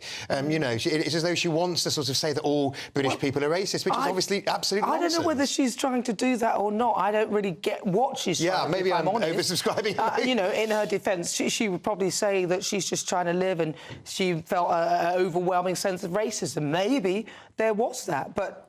I haven't seen it. Well, I'm very, very dark, although I'm the lightest in my family. And the most sparkly. Those teeth are very bright. My brother was very, very dark, my oldest brother. He's no longer with us, but he would always say to me, I'm the colour of coal. And he would always say to me that he's too dark for TV, because they'd never be able to light him. That's what he would say. And he was wonderful. He was a wonderful... I have the opposite problem. Something about Meghan, it was nothing to do about race. It was all to do about not being top dog. She was never going to be above, you know, dear Princess Kate, and she knew that, and that, sadly for her, was her downfall. She was jealous. And you know, but again, like I said, she would say that she wasn't treated with respect, and when there were comparisons against her and Kate, it always seemed to be that the press favoured Kate. That's what she would say. But I can remember... She should understand we don't control the press in this country. I can remember the times when they were horrible about Kate, for God's sake, and Camilla, and Fergie, and Diana. I mean, they used to be so horrible to Camilla, and now Camilla's captured the nation's heart. In fact, if anything, they've been the nicest to her. Absolutely. to any of I mean, them. the poor. I'm friends with Sarah Ferguson, and remember their Duchess of Pork. They were horrible. Constant at Sarah Ferguson. Yeah. Meghan would have coped with that. No. And But it wasn't right. Absolutely, she wasn't there in the tabloids. I mean, you know, in the 80s and 90s, the tabloids were ferocious in a way they just aren't now. Meghan needs to reflect. You know. There needs to be a real sincere apology and head in your hands. To see them. I genuinely would like to see them all be happy and play happy families together, but it's not going to happen. I'm not going to happen this year. I'm not going to hold my breath. But listen, if you just joined us, welcome. It's coming up to 20 minutes after 4 o'clock. I'm Nana Akua. This is GB News. Coming up is Royal Roundup time. Angela 11 will be live to give you the latest from behind the palace walls. But up next, it's time for the Great British Debate this hour. And I'm asking, is Robert Jenrick right? Are there too many migrants to integrate? I've got a poll up right now on X asking you that very question. Is Robert Jenrick right? Are there too many migrants to integrate? Send me your thoughts. Email gbviews@gbnews.com or tweet me at gbnews. Wake up to the headlines with Headliners every morning at 5 a.m. We treat you to the day's biggest stories before anyone else, 7 days a week. You can catch up on everything you need to know before you've even had your kippers. Headliners every morning at 5 a.m. only on GB News, the People's Channel, Britain's news channel. I'm Andrew Doyle. Join me at 7 o'clock every Sunday night for Free Speech Nation, the show where I tackle the week's biggest stories in politics and current affairs with the help of my 2 comedian panellists and a variety of special guests. Free Speech Nation, Sunday nights from 7 on GB News, the People's Channel, Britain's news channel. Big news, big debates, big opinion. Patrick Christie's Tonight is the week's biggest show. Every weekday, 9 to 11 p.m, we've got the inside track on the day's top stories. There'll be sharp takes you won't get anywhere else. We will set the news agenda, not just follow it, and I want to bring you along for the ride. Whatever it is, we'll have our finger on the pulse. It's news, but it's this close to entertainment. Patrick Christie's Tonight, 9 to 11 p.m, only on GB News, the People's Channel, Britain's news channel. Now then, Lee Anderson here. Join me on GB News on my show, The Real World, every Friday at 7 p.m. I'm not eating bloody cat. Are you Delicious. mental? Open your mouth. OK, here comes a train. Reminds me of the scene in Singing in the Rain. Adam, is that a good one? Whoa! Join me at 7 on GB News, Britain's news channel. What you get for breakfast is something that, if we do our jobs right, you will wake up to news that you didn't know the night before. It's a conversation. It's not just me and Eamon. We want to get to know you, and we want you to get to know us. From 6, it's Breakfast with Eamon and Isabel. Monday to Thursdays on GB News, Britain's news channel. There's only 3 people you can trust in life. Your doctor, your lawyer, and your nana. I'm not sure. So join me, Nana Akua, at 3 p.m. every Saturday and Sunday, where we discuss the biggest topics of the weekend. Be ready for battle. Could you be quiet? What is this? It's my new teeth. It's your new teeth. I don't bite. Well, not without a good reason. Always honest, always fun. Every weekend at 3 p.m. on GB News, the People's Channel, Britain's news channel. Every Sunday from 11, join Michael Portillo. There'll be topical discussion, looking at the week before and the week to come. So kick back and relax at 11 a.m. on Sundays on GB News with me, Michael Portillo. GB News, the People's Channel, Britain's news channel. I'm Michelle Dewberry, and I'm not here to tell you what to think. I'd much rather hear what you have to say. So send in your opinions to gbviews@gbnews.com. Keep them clean, and you never know, I might read them out. With my panel here on Jubes & Co, we debate, we get stuck into the issues of the day on a show where all views are welcome, especially yours. GB News, the People's Channel, Britain's news channel. Have a great Saturday night with me, Leo Curse, on the Saturday Night Showdown. It's a crazy world out there, so come and make fun of it with me, my panel of comedians, and a couple of people who actually know what they're talking about. This Saturday Night Showdown is your front row ticket to the clown show every Saturday, only on GB News, the People's Channel, Britain's news channel.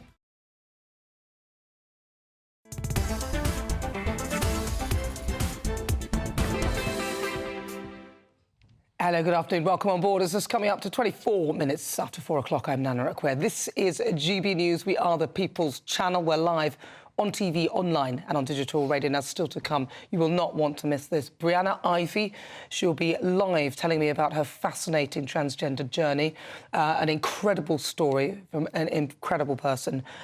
Here she is talking to Buck Angel. And I've got to say, we interviewed Buck earlier last month, and he told us about Brianna, and now we've actually got to speak to Brianna. So I'm really looking forward to talking to her. Stay tuned for that. That's coming up at 5 o'clock, but now it's time for the Great British Debate This Hour. And I'm asking, is Robert Jenrick right? Are there too many migrants to integrate? Now, after quitting the front bench, the Immigration Minister dealt another crushing blow to the Prime Minister when saying that the new Rwanda treaty didn't go far enough. And now he's hit out at record high immigration numbers. He says, at the levels that they currently are, it is impossible to integrate migrants into society. So, for the Great British Debate This Hour, I'm asking, is he right? Are there too many migrants to integrate at the pace that they are arriving? Well, joining me now is international security and border control expert Henry Bolton, political commentator Benedict Spence, and also Connor Tomlinson. Right, I'm going to start with you, Connor Tomlinson. What are your thoughts? Well, I find the question kind of strange that it could even be contentious that you bring in 1.2 million people every year, new records, and no reduction in sight, really, especially after the Conservative Party have announced this reduction, but they aren't changing the legal mechanisms which blocked the last few reductions. But point aside, that we've had more migration from the Norman Conquest to the Second World War in the last 25 years, and then we're asking whether or not we're going to have social problems. I mean, never mind that Britain is now #1 in Europe and #4 in the world for crimes committed by people of foreign origin. Never mind that we are spending 5 million a day on illegal asylum seeker hotels. Never mind that nearly 50% of social housing in London is taken up by people of non-British born. The idea that there wouldn't be cultural incompatibilities alongside these economic challenges is confusing to me. So, of course, there are far too many migrants currently to healthily integrate for them to be seeing themselves as British as you or me. It's interesting there, but aren't you frightened that somebody might call you a racist for saying that? Because, you know, I know you're pointing out facts, but you know what it's like these days. You point out facts like that and you get labelled.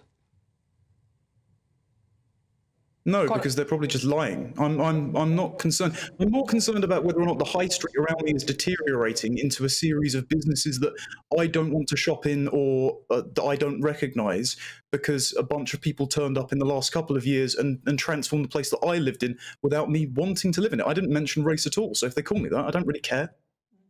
Benedict Spence, what do you think? I think Mr. Jenrick is broadly right. It's unprecedented, the numbers that are being discussed being integrated into any kind of society throughout history without there being some major teething problems.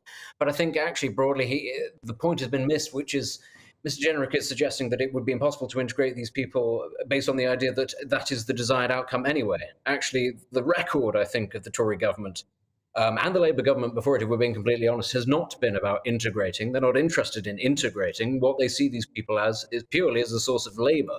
There has been the view amongst policymakers in this country for a very long time that Britain is not a nation state. Britain is a marketplace, part of a larger global marketplace, but that actually what serves the market is sort of above all what is desired. And that's in the short term, not in the long term what serves the market. And so actually I think the idea of integrating people has slightly fallen by the wayside. You know, practically speaking, is it possible? Perhaps it might be possible in a country with far larger resources already in place to do so, but we don't have those. And if you look at just earlier this week, it was reported that the country is failing to recruit enough secondary school teachers. I think last year we managed to recruit half the number of people that we would need to in order to keep pace. You've seen over the last couple of months and weeks the sort of the onset of anti-Semitism of young people on demonstrations across London and elsewhere. A lot of those people have been born in the UK, but they are of migrant backgrounds. Where are they learning this? They're not learning it in the schools. They're learning it from their own cultures, from their own parents. We do not have the resources to sort of stamp that out, so to speak. But also, if we're being completely honest, what is it to be British? What is it to be integrated? A lot of our elites in this country do not really have much of an idea, nor do they want an idea. They have set it up as an idea that it is racist to sort of revert to ideas of nationhood if you are part of the constituency that is already here. But they're more than happy to promote ideas of multiculturalism in order to persuade more people to come here. The idea that you don't actually have to adhere to British values, you don't have to adhere to British ideals. You are more than welcome to come here and retain great swathes of your own culture. And that is a way of importing more people. Because, as I say, integrating isn't the key point. Getting bodies through the door is the important bit for a lot of these people. Well, let's see what Henry Bolton, what do you make of that? Yeah, I think Robert Jenrick is correct. It's not much of a debate, is it? We're sort of agreeing in a sense. But and one thing that I think is very important, a point to make that's very, very important, is that it is not right-wing or extremist or racist to express concerns as to whether or not the country can provide the infrastructure and has got the social resilience to absorb the sort of numbers of immigrants that we're seeing. That is purely responsible.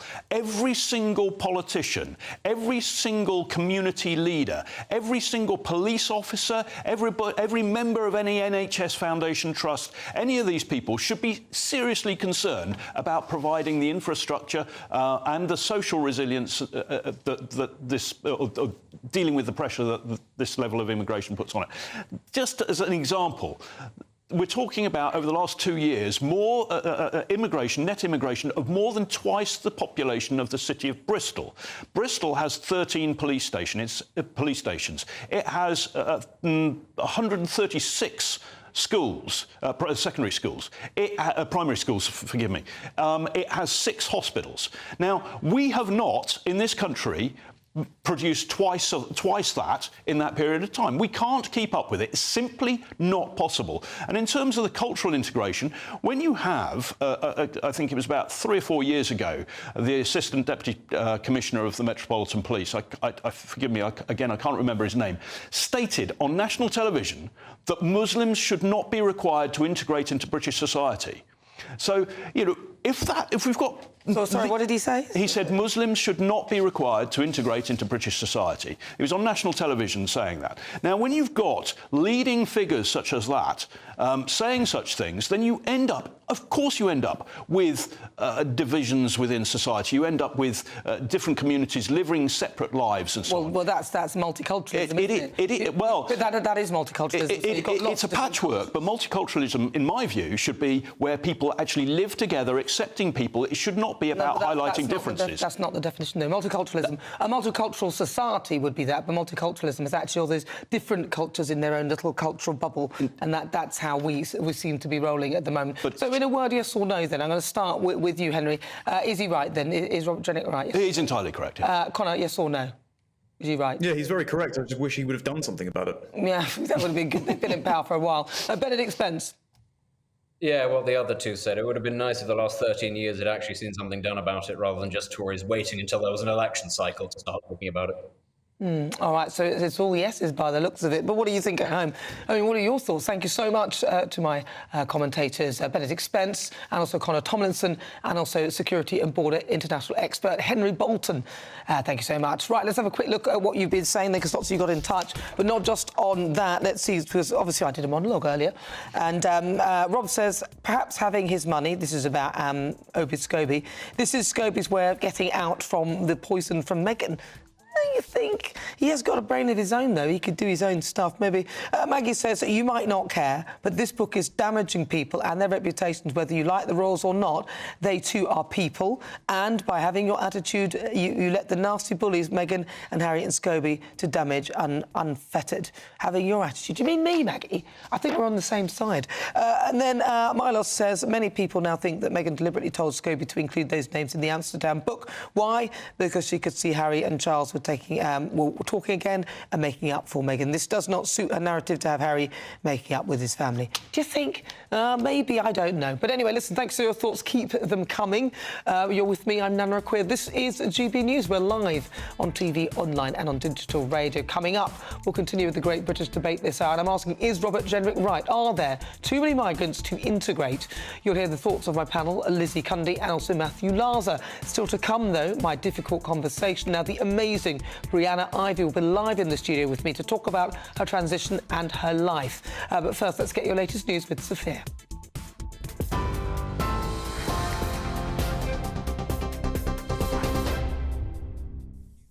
Thank you, Nana. It's 4:33. I'm Sophia Wensler in the GB newsroom.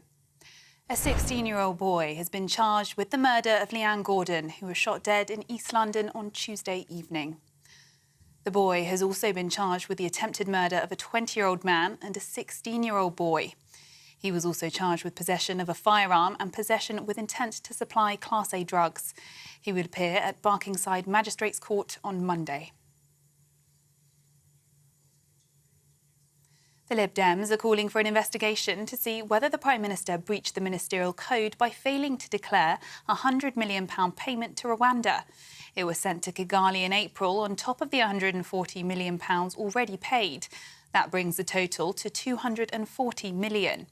Writing in the Daily Telegraph, former Immigration Minister Robert Jenrick has warned Rishi Sunak's Rwanda bill does not go far enough.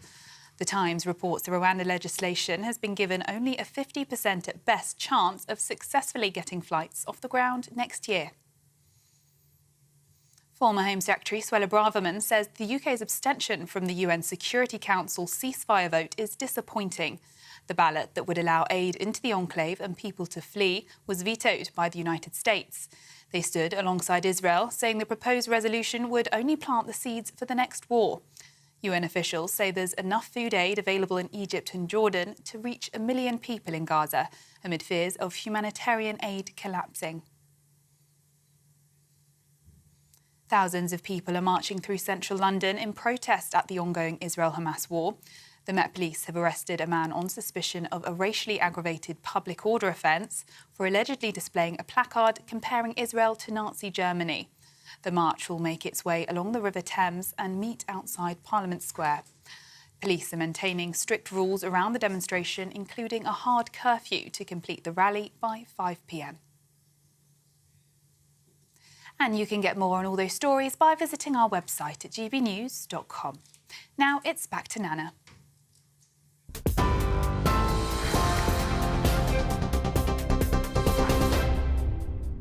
Thank you, Sophia. 36 after 4. I'm Nana Akua. Now, coming up, royal biographer Angela Levin will be live in the studio to give the latest from behind the palace walls in Royal Roundup. But up next, it's time for the Great British Debate this hour. And I'm asking, is Robert Jenrick right? Are there too many migrants to integrate? I've got a poll up right now on X asking you that very question. Is Robert Jenrick right? Are there too many migrants to integrate? As ever, send me your thoughts. Email gbviews@gbnews.com or tweet me at gbnews.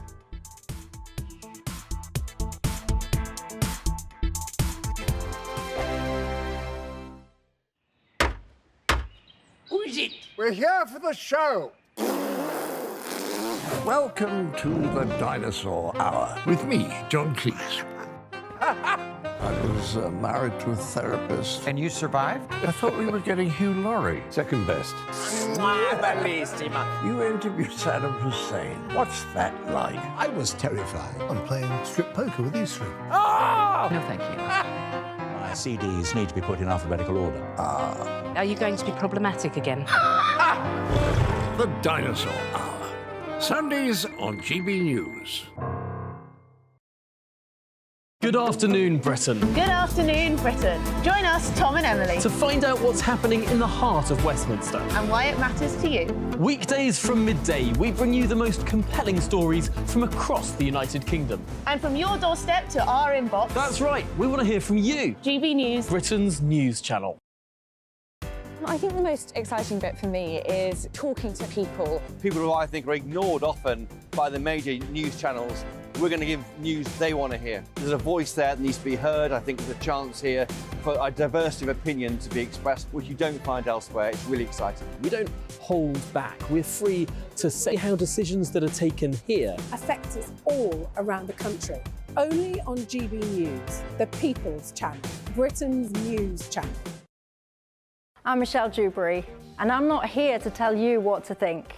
I'd much rather hear what you have to say. So send in your opinions to gbviews@gbnews.com. Keep them clean, and you never know, I might read them out. With my panel here on Jubes & Co, we debate, we get stuck into the issues of the day on a show where all views are welcome, especially yours. GB News, the People's Channel, Britain's news channel. In the GB Newsroom, we bring you the news as it happens. With our team of dedicated journalists across the UK, we're ready to give you accurate reporting every day. When the news breaks, we'll be there with bulletins on GB News, the People's Channel, Britain's news channel. Your weekend starts here with Friday Night Live with me, Mark Dolan, 8 till 9 on GB News. Big stories, big guests and big laughs as we get you ready for a cracking weekend. That's Friday Night Live with Mark Dolan. Fridays 8 till 9 on GB News. Bring your own drinks. The admission's free.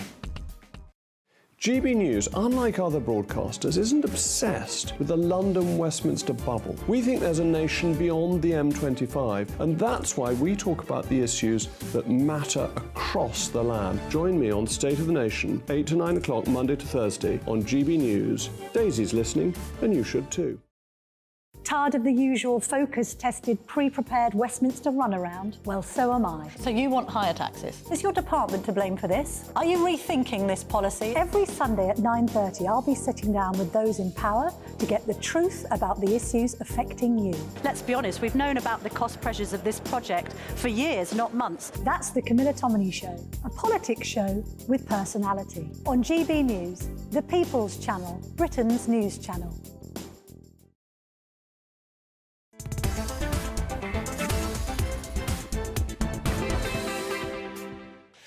41 minutes after 4 o'clock. Welcome back. If you've just tuned in, welcome on board. I'm Nana Akua. It's time now for our great British debate this hour. And I'm asking, is Robert Jenrick right? Are there too many migrants to integrate? Now, after quitting the front bench, the Immigration Minister dealt another crushing blow to the Prime Minister when saying the new Rwanda treaty didn't go far enough. And now he's hit out at the record high immigration numbers. He says at the levels that they currently are, it is impossible to integrate migrants into society. So for the great British debate this hour, I'm asking, is Robert Jenrick right? Are there too many migrants to integrate into society? Let's see what my panel make of that. I'm joined now by former Labour advisor Matthew Larser and also broadcaster and columnist Lizzie Cundy. Matthew Larser, I'll come to you first. What do you make of that? And we know that they've been in power for 30 years. Oh, you're going to say that. Yeah, look, I think actually this goes beyond politics, because I think we need to have a sensible discussion as a country about migration and about integration as well, because I think I'm glad he's raised this today, because integration was actually a big theme under the last Labour government, because because remember when there were a series of riots in the north of England, and it was about separate. There's a report that said we had separate but equal societies, and I don't think there was a big debate. I'm not sure they reached the absolute conclusions, and I think clearly when you've got 700,000 people a year coming in legally, that's before we take into account the illegal migrants, then that is very hard to absorb people like that. And I think particularly one of the interesting things about the migration in that 700,000 is that almost half of it are dependents. And often their dependents might not have English language skills, because if people come here to work, they tend to have at least a minimum level of English to be able to do those jobs. But there isn't any sort of English language test or for if they're bringing somebody with them. And of course, I worry those people get stuck at home, they get isolated, they're not working because they're not necessarily, obviously some are, but some aren't in the labour market. So I think that's the debate we need to have. Well, also, if they are going into schools as well, they're bringing down the general standard simply because they're making it tougher, in English. First of all, I've worked in schools all the time. It's very difficult if you've got students that don't speak the language. Yeah, but I have to say, I know you said we've been in government for 13 years. I blame Tony Blair a lot to do with it, who opened the borders, let everyone come through. But a lot of that was EU migration, people who've gone home. He wanted votes, let's be honest. But they can't, this is a myth, because they can't vote. No, it isn't. But let me just say, it is a worry. Look, there's scary figures in net migration. I mean, I was shocked at the figures. We're only a small island. We're bursting at the seams. And it has a knock-on effect with everything from getting a hospital appointment, a doctor appointment, your schools, everything, socialising and cultural differences. Look, when I was trying to get in the other week with the protests, seeing people actually on the war memorials sitting there, not really understanding that how sacred they are and the differences. And I'm afraid with these numbers, we can't keep going on as we are. But some people would argue that with the labour shortage that we have and the fact that we need people to do the jobs, and it would appear that, and this is just what some people may say, that British people don't want to do the jobs. Who are we going to get to do them if we don't use people from other countries? Because, you know, there are a lot of vacancies and... No, we have to train our own, and there are too many on benefits. Let's be honest, there's 5 million on benefits, and I know a lot, do need their benefits, disabled or other reasons, but there are a lot that shouldn't be on benefits. Get them back to work. But even if that is a tiny fraction, and I would say that the majority of people on benefits, I would say, are genuine people who need the benefits. That's just my view. There will be people who often take advantage of situations like this, but I think the majority of people on benefits need to be on the benefits. Okay? Yeah, and there's lots of people who are working who are in work benefits as well. Yes, in fact, they create the larger portion. So there's a bigger problem, actually, and maybe it's to pay the people more. But sadly, I'm afraid we have bred a nation of hermits who don't want to leave the home. But through COVID and the lockdown crisis, there are many that don't want to get out there, Nana, and work, and it's really important. I think what you say, Nana, is vital. Yeah, absolutely. I think it's about valuing people who do things like social care. We've got an ageing society. You know, I think we all know from personal experience, we've had family members, and there's no more important job, in a sense, than working in a care home or another care setting and being with older people towards the end of their lives. And so I think we need to make sure that there are sustainable careers for people in those sectors. A, that they're paid correctly, that B, they're treated correctly, and C, that there's opportunities for progression and development within those. And I think that hasn't always been the case, and we need to make sure it is. So is Robert Jenner right, then, in your view? I think it is very hard to integrate 700,000 legal migrants a year. It is the highest ever, and clearly it is causing a big problem, not least on housing, if nothing else. But you're a Labour man. Keir Starmer never mentioned anything about it. No, and he should have done. And I think that Labour does have policies on immigration. One of them, actually, is the one the Tories have adopted this week, which is making sure that people who come in are coming in at the average So you're claiming this one as yours? Well, it was actually. It was a Labour policy, but they didn't talk about it enough, Nana. Why, Matthew? Because when everyone asks them, even asking anyone from Labour about the Rwanda, you don't get a straight answer. Why did he never mention it at the Labour conference party? The biggest, most important thing that people ask me the whole time is about migration. Listen, I agree. He didn't even talk about it. I agree. Were you right for him? Why don't you tell me? Sadly, I didn't write that speech, because if I had, it would have had immigration in it, because it's a concern. I didn't. I wish. I wasn't given wasn't tasked with that. But what I think is vitally important is that Labour doesn't shy away from talking about this, because the people at the Brunting end are Labour voters in working class communities. Well, listen, this show's nothing without you and your views. Let's welcome our great British voices, their opportunity to be on the show and tell us what they think about the topics we're discussing. Where should we go to now? I wonder if the map's there. This is my highlight of the week. There's no map. There's no map again. Darn it! Lee Harris in Bristol. The map's just, I don't know what's gone on with it. You don't need the map, Nana. I want the map, though. I want the map. This is the problem, Lee. All right, go on then. What do you make of this? Is Jenrick right? Yes, he is absolutely right. Immigration is way too high, and I congratulate him for resigning on a point of principle. I mean, unlike Rishi Sunak, he is willing to stand up for the British people. YouGov polling shows that a consistent 60% of the British public also think that the immigration numbers are way too high. But, you know, just to be clear, I am pro-controlled immigration. If you have the skills we need, work hard, contribute to the economy, immigration can be a very good thing. But as Lizzie and Matthew rightly pointed out, we simply do not have the infrastructure in place to support these astronomical numbers. We need to build more houses, schools, hospitals, GPs, and it's simply not sustainable. You know, I voted for Brexit to end free movement and replace it with a much fairer and more sensible points-based system that allows us to target skills and, you know, importantly, control the numbers. And what I find... They haven't done that, what I find utterly unacceptable is the Tories have not used the tools that we've given them. You know, they're not targeting skills or controlling the numbers, and they've done nothing meaningful to stop illegal immigration either. Well, listen, Lee, we could go on about what they haven't done, but that would take the whole show. So I'm going to stop it there. Lee Harris, you're on the money, as usual. Thank you so much. Lovely to talk to you. That's Lee Harris. He's our great British voice in Bristol. What do you think? gbviews@gbnews.com. I know what you're going to say. I know. Yeah, we all probably agree. But stay tuned, because coming up, this week's difficult conversation, the amazing Brianna will be telling me all about her dramatic journey. Here she is speaking to Buck Angel. Tell me what started. Yeah, excellent. I knew I had feelings of gender dysphoria at like 6, 7. I remember that vividly, and that never changed. I discovered the word transgender actually from Jazz on TLC. Okay. And I knew that I felt very similar to that. And I was around 12 when I found out who she was. Okay. And immediately I was 13 and I began to transition. A brighter outlook with Box Solar, sponsors of weather on GB News.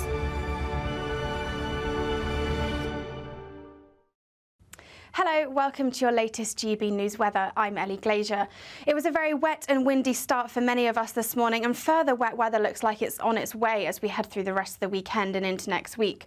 Storm Ellen has been named by the Irish Met Service, this bringing the strongest winds and heaviest rain across the Republic of Ireland, but also bringing some wet weather to parts of Northern England, Scotland and Northern Ireland too. Those strongest winds likely along those Irish sea coasts, where we could see gusts up to 70 miles an hour and slowly tracking their way south and eastwards into the early hours of Sunday morning, bringing with it some very heavy rainfall too. The southern half of the UK, though, generally staying drier overnight with some clear skies and temperatures here around 6 or 7 degrees, but perhaps just a little bit cooler across northern England and Scotland. A brighter start to Sunday across much of England and Wales before another band of rain pushes in from the west through Sunday morning. This bringing some further heavy rainfall and particularly falling on that already very wet ground, so could lead to some localised flooding here. And again, tracking its way north and eastwards into parts of northern England and Scotland. Some brighter spells developing though across England and Wales, and temperatures here around 13 or 14 degrees, but quite a strong southwesterly breeze taking a notch off those temperatures. Another cloudy start to Monday for most of us, particularly across parts of Scotland and northern England, where there'll be outbreaks of rain and drizzle through Monday morning. Further south, though, the best of the sunshine here, with plenty of sunny spells through the afternoon, but further wet and windy weather on its way on Monday and Tuesday. But there are hints of something a little bit more settled on the way next week. Looks like things are heating up. Boxed boilers, sponsors of weather on GB News.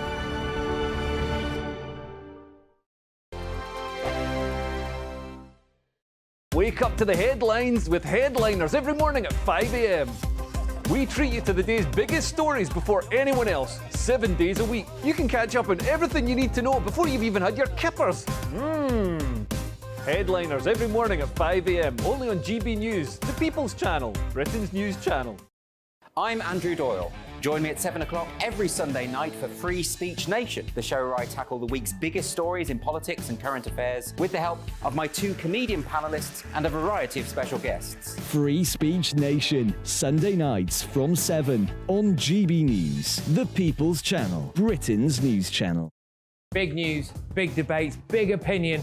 Patrick Christie's Tonight is the week's biggest show. Every weekday, 9 to 11 p.m, we've got the inside track on the day's top stories. There'll be sharp takes you won't get anywhere else. We will set the news agenda, not just follow it, and I want to bring you along for the ride. Whatever it is, we'll have our finger on the pulse. It's news, but it's this close to entertainment. Patrick Christie's Tonight, 9 to 11 p.m, only on GB News, the People's Channel, Britain's news channel. Now then, Lee Anderson here. Join me on GB News on my show, The Real World, every Friday at 7 p.m. I'm not eating bloody cat. Are you delicious. mental? Put in your mouth. OK, here comes a train. Reminds me of the scene in Singing in the Rain. Adam, is that a good one? Whoa! Join me at 7 on GB News, Britain's news channel. What you get for breakfast is something that, if we do our jobs right, you will wake up to news that you didn't know the night before. It's a conversation. It's not just me and Eamon. We want to get to know you, and we want you to get to know us. From 6, it's Breakfast with Eamon and Isabel. Monday to Thursdays on GB News, Britain's news channel. There's only 3 people you can trust in life. Your doctor, your lawyer, and your nana. I'm not sure. So join me, Nana Akua, at 3 p.m. every Saturday and Sunday, where we discuss the biggest topics of the weekend. Be ready for battle. Could you be quiet? What is this? It's my new teeth. It's your new teeth. I don't bite. Well, not without a good reason. Always honest, always fun. Every weekend at 3 p.m. on GB News, the People's Channel, Britain's news channel.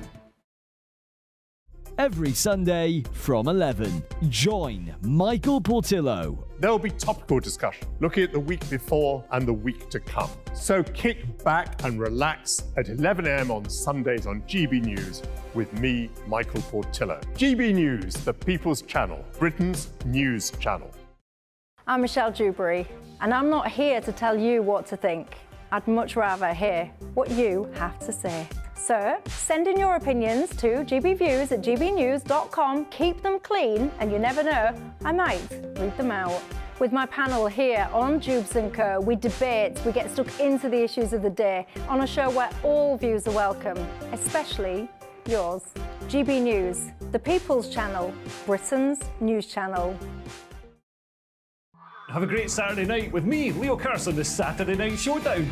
It's a crazy world out there, so come and make fun of it with me, my panel of comedians, and a couple of people who actually know what they're talking about. The Saturday Night Showdown is your front row ticket to the clown show every Saturday, only on GB News, the People's Channel, Britain's news channel.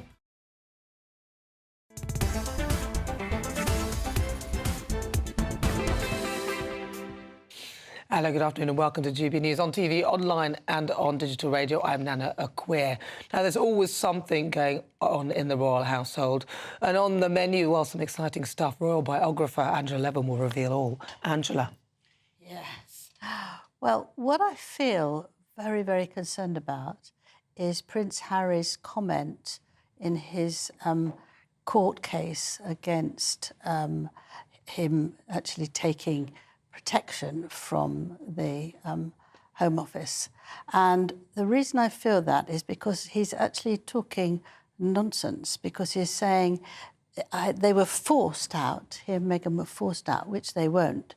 They weren't at all. They wanted to leave, and they did so very quickly. How much London is his home, and he wants his children to be here to be relaxed, but they can't be unless they get top protection. And I thought to myself, if he starts doing that, it's because everything else has failed. He wants to come back. He wants to be a member of the royal family again.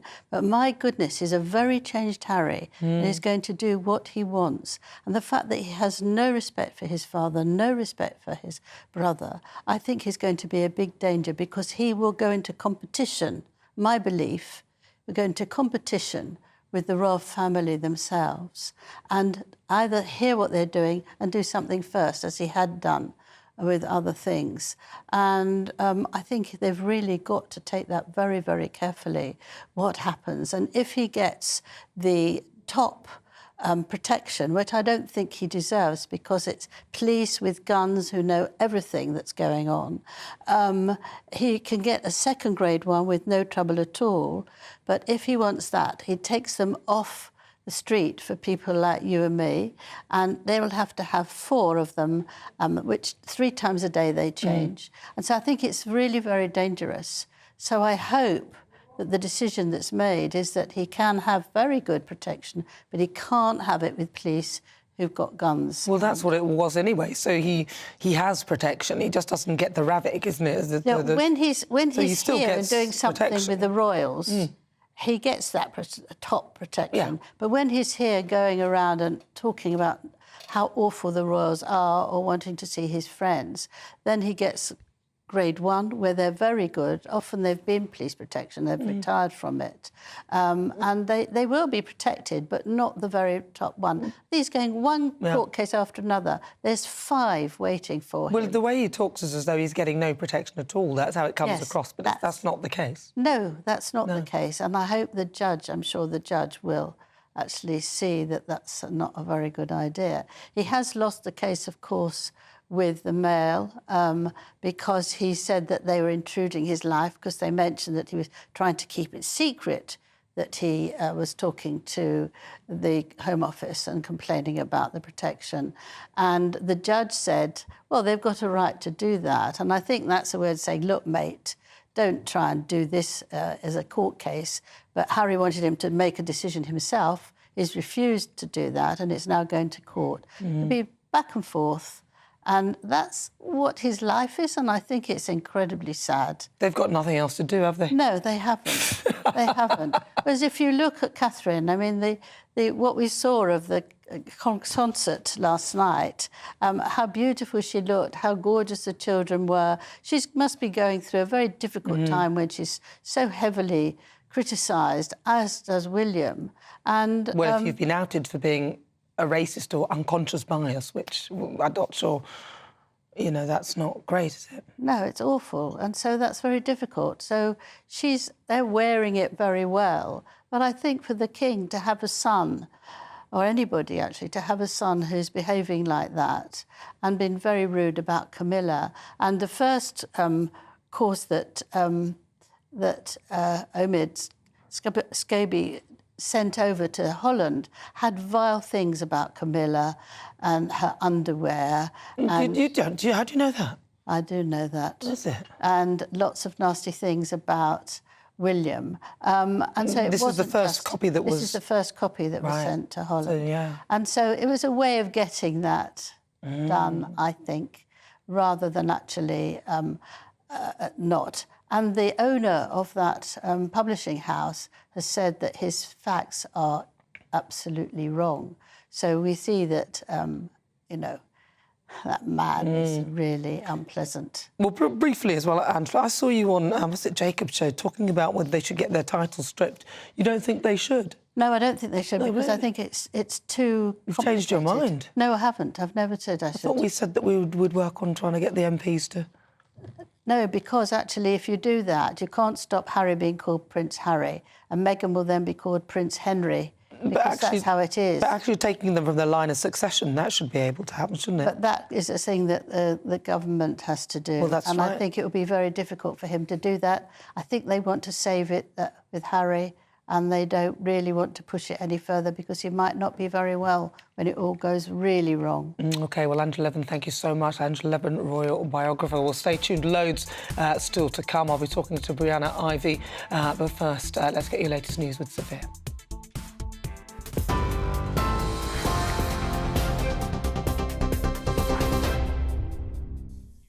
Good afternoon. It's 5 o'clock. I'm Sophia Wensler in the GB newsroom.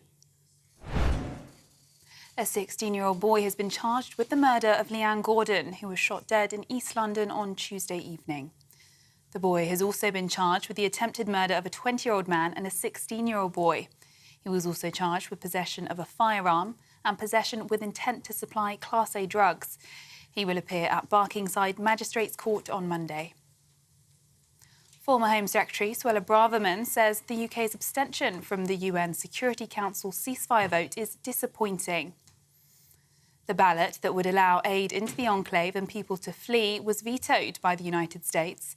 They stood alongside Israel, saying the proposed resolution would only plant the seeds for the next war. UN officials say there's enough food aid available in Egypt and Jordan to reach 1 million people in Gaza amid fears of humanitarian aid collapsing. Thousands of people are marching through central London in protest of the ongoing Israel-Hamas war. Our reporter Jack Carson caught up with them outside Parliament. Well, it's estimated 100,000 people took part in this pro-Palestine march today as it ended up here at Parliament Square. Now, the protest was mainly peaceful, but there were controversial chants of "From the River to the Sea," as well as chants calling Israel a terrorist state. The demographic of the protest was very mixed, from people very old to people very young. And we also know people were bussed in from around the country, including from Bristol and including from Birmingham as well. Here at Parliament Square, we've had speeches from members of the Labour Party and other members of the Palestinian Solidarity Campaign as their calls for a ceasefire continue. The Lib Dems are calling for an investigation to see whether the Prime Minister breached the ministerial code by failing to declare a £100 million payment to Rwanda. It was sent to Kigali in April on top of the £140 million already paid. That brings the total to £240 million. Writing in the Daily Telegraph, former Immigration Minister Robert Jenrick has warned Rishi Sunak's Rwanda bill does not go far enough. The Times reports the Rwanda legislation has been given only a 50% at best chance of successfully getting flights off the ground next year. Members of multiple unions met today to argue against the anti-strike laws after 18 months of industrial action. Hundreds of thousands of workers have taken action over pay and conditions. It's as regulations to ensure minimum levels of service came into force yesterday. This is the first time in 40 years the TUC assembled a special national conference. TUC General Secretary Paul Nowak says the Strike Act is unfit for the modern-day worker. Going on strike is a basic protection that working people have relied on for generations. But today, we've got a Tory government that feels threatened by that basic protection. Threatened by the organised working class, threatened by workers having the temerity to stand up. And their response? Reach out for that old Thatcherite playbook, slap more restrictions on unions, bully working people into keeping quiet. Court documents reveal the late Queen wanted protection for the Duke and Duchess of Sussex after they abstained from royal duties. An extract from a letter written by the late Queen's private secretary, Sir Edward Young, states it is imperative that the family continues to be provided with effective security. In a statement, Prince Harry said he feared for his family's safety and felt forced to leave the UK. He was suing Associated Newspapers Limited over an article about his legal challenge against the Home Office, following a decision to change his security arrangements. And 5 coastal homes in an erosion-hit seaside community are being torn down today. Demolition work began on the clifftop homes in the village of Hemsby in Norfolk this morning. Great Yarmouth Borough Council said this decision was taken because the homes were not structurally sound and are unsafe after high tides and strong winds have been eroding the cliff. The feeling locally has been fluctuating from extreme sadness to extreme anger. And a rare white alligator has been born for the first time in captivity. The female reptile is one of only 7 leucistic alligators in the world, according to officials at the theme park in Florida where she was born. They are the rarest genetic variation in the American alligator, differing from albinos, which have pink eyes and a complete loss of pigment. This is GB News across the UK, on TV, in your car, on your digital radio and on your smart speaker by saying play GB News. Now let's get back to Nana.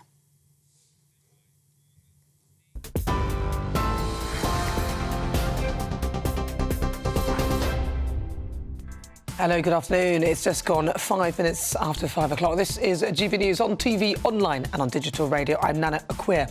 And for the next hour, me and my panel will be taking on some of the big topics hitting the headlines right now.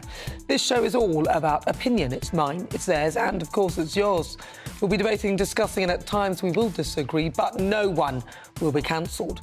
So joining me today, it's author and broadcaster Lizzie Cundy and also a Labour advisor, Matthew Larzer. Still to come, my difficult conversation today is with Brianna Ivy. Now, her story is of transitioning at 13 and shines a light on the horror of the transgender industry. She'll share her inspiring story. Then, for the Great British Debate this hour, I'm asking which of Rishi Sunak's remaining pledges is most important to you. Now, Sunak has managed to halve inflation, but I suspect that would have happened anyway. But his other 4 pledges, reducing national debt, growing the economy, cutting NHS waiting lists and stopping the small boats, remain unfulfilled. So which of those do you think is most important to you? As ever, you can email me, gbviews@gbnews.com, or tweet me at gbnews.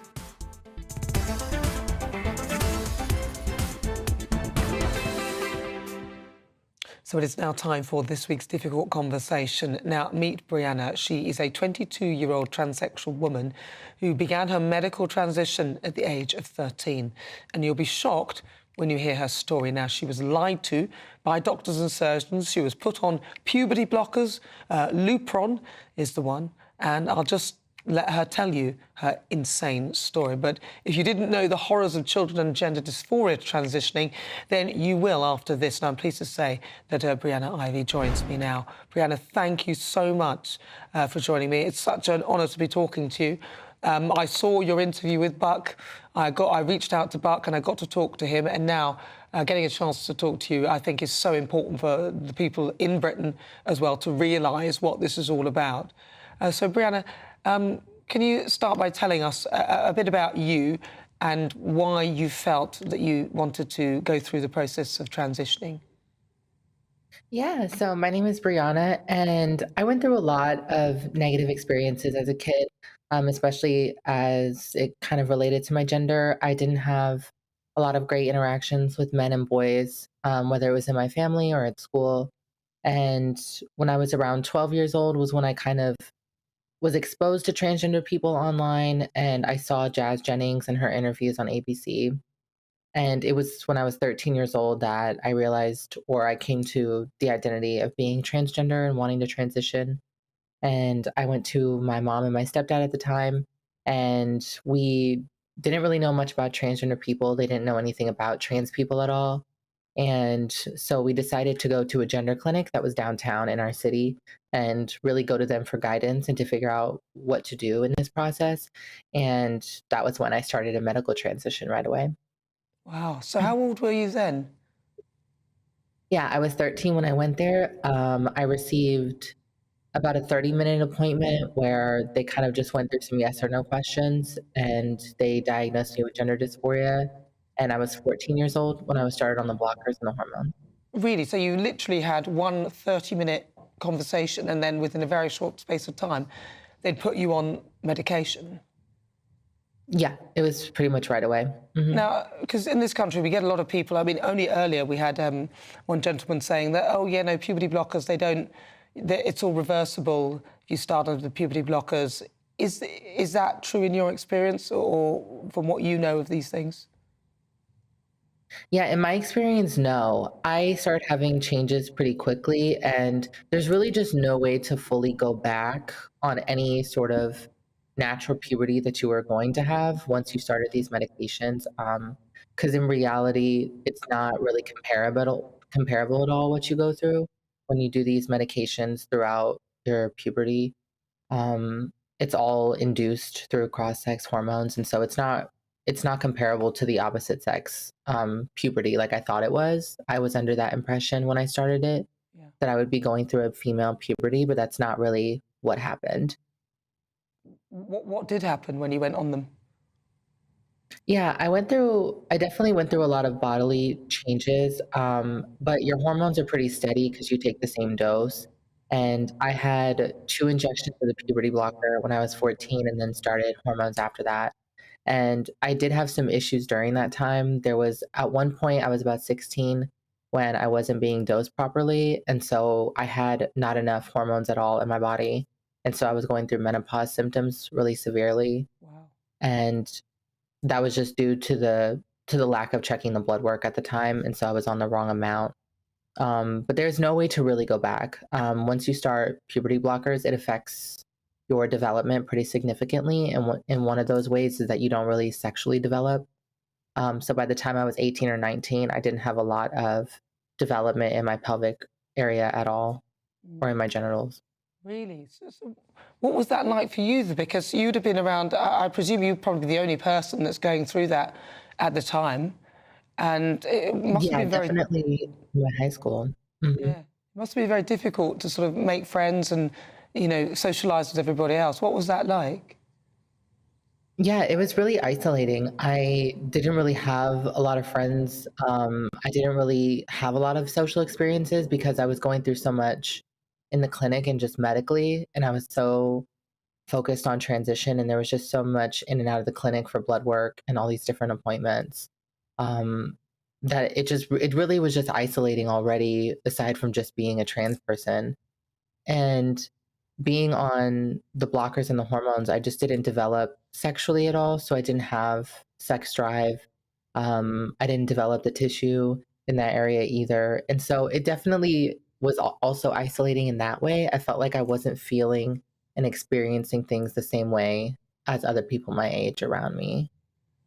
Did you feel that when you were on the path of it, that it was like a momentum, and you were just getting, and you kept going and going and going, and there was almost like a fix for the next thing that would get you closer to being, you know, a woman, I suppose? Yes, absolutely. That was something I fell into probably after about 3 or 4 years, because one of the messages that was told to me and my family when I was starting was that it's best to start young, because then you'll look better, you'll have the most changes, and you'll just have a better life experience, especially that was also reinforced because the trans people I saw online were typically older and they all wished that they had transitioned at a younger age. And so then I was on the hormones and the blockers, but it was about 3 years at that point. So then when I was about 17 was when I would go outside and people would just automatically say she and recognize me as female. But it still didn't always feel like enough. I was still having mental health problems. I still didn't have great self-esteem, and I didn't have therapy all throughout this transition process. It was just that one appointment and then just the medication. And so I was about 17 and I was already planning the next step, which would be to have surgery done, because I was in the mindset of I'm still not happy, and I've had all these changes and I'm being seen differently, but there's still something missing and it doesn't feel like enough. And so then that was when I really wanted to have surgery. So talk us through a little bit about that surgery. Yeah, so the bottom surgery I had was a new form of the bottom surgery, and it's pretty experimental because similar to Jazz Jennings, and this has been like a public thing, is that she's had a lot of complications with her surgery, and I did for the same reason. Being on blockers and hormones, you just don't develop a lot of tissue in your genital area and in your pelvic floor. So I wasn't able to have the traditional form of the procedure that's been done the longest.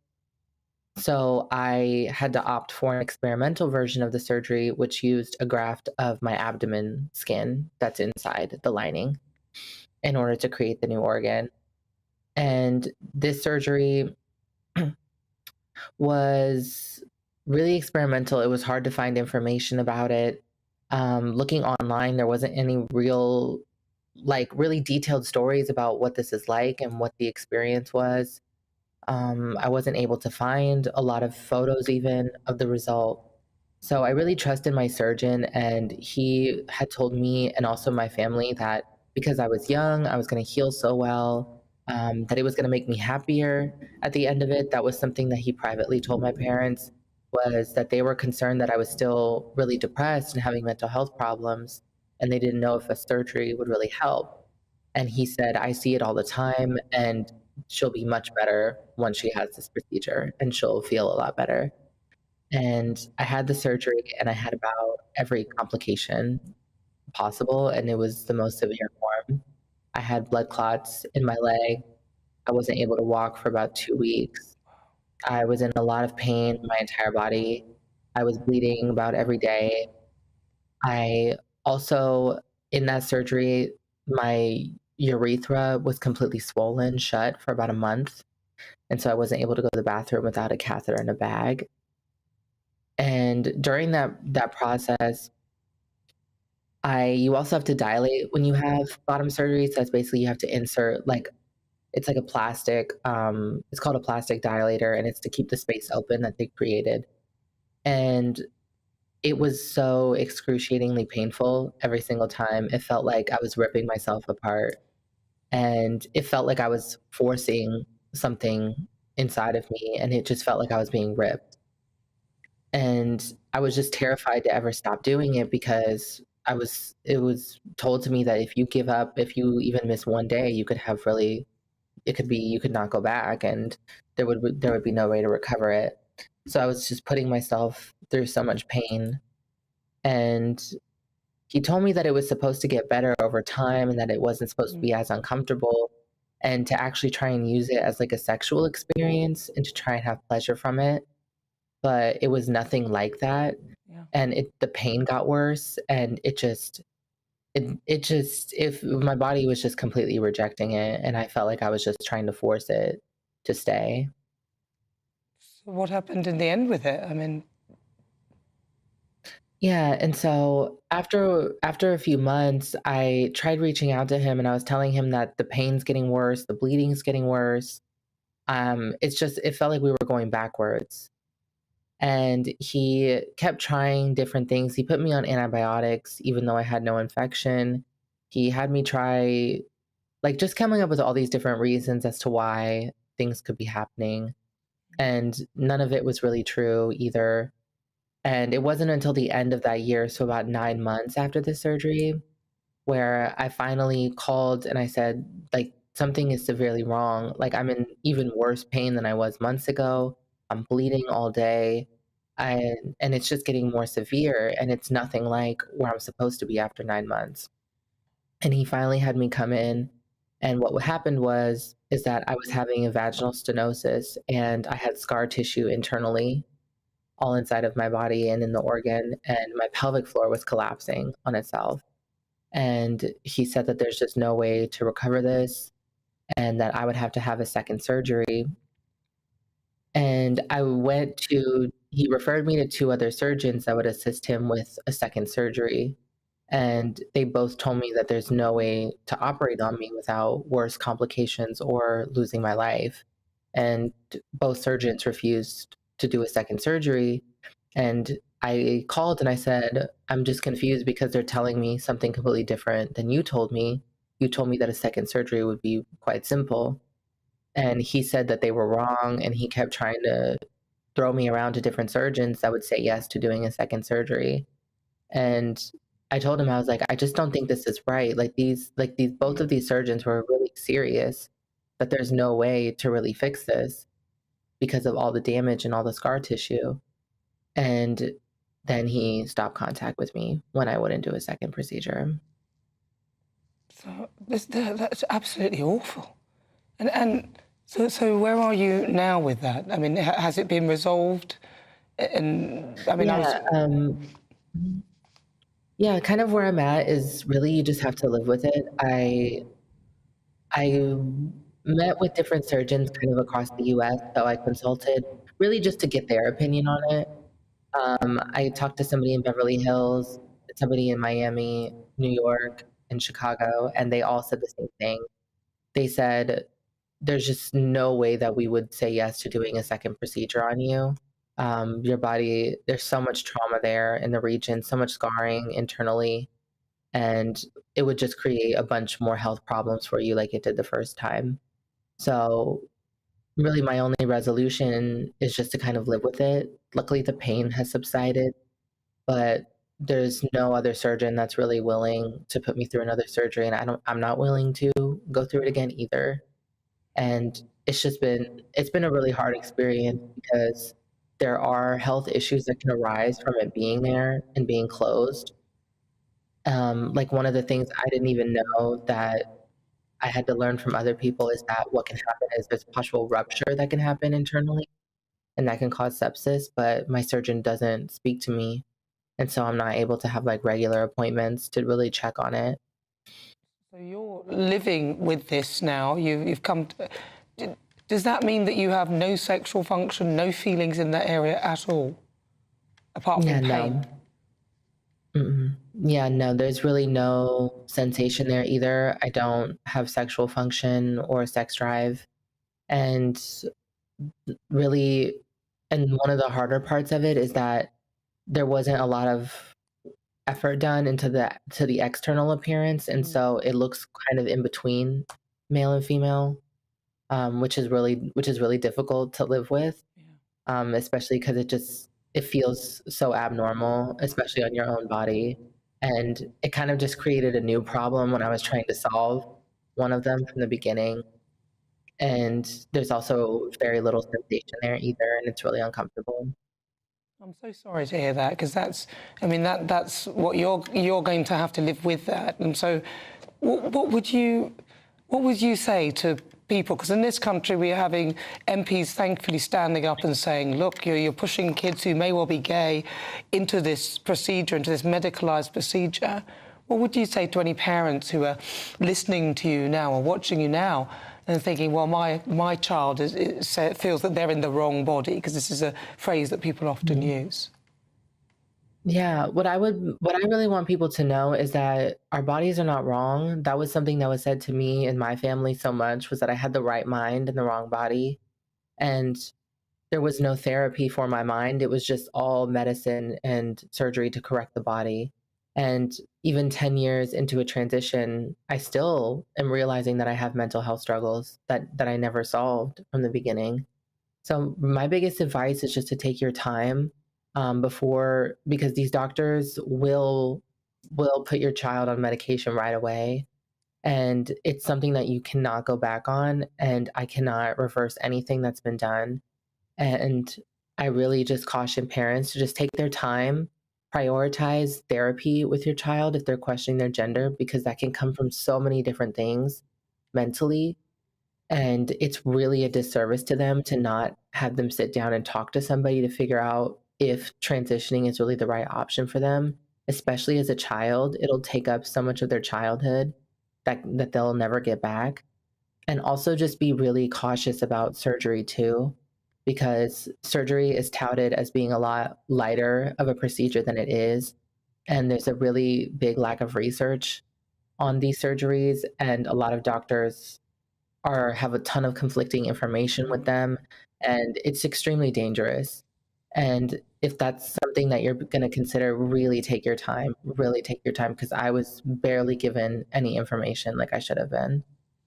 Well, listen, Brianna, I'm so running out of time, so I've got to ask you my final question is, if you could go back to what you were before and how you were before, would you go back or, you know?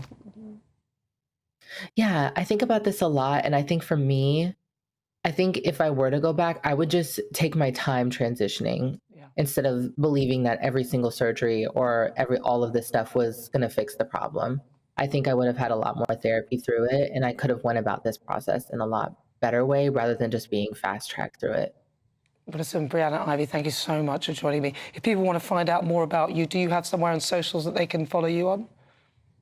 Yes, absolutely. So I'm on YouTube as well. You can just search my name, Brianna Ivy, and I talk about all of this experience in a lot more detail and give a perspective and real information that people need about it.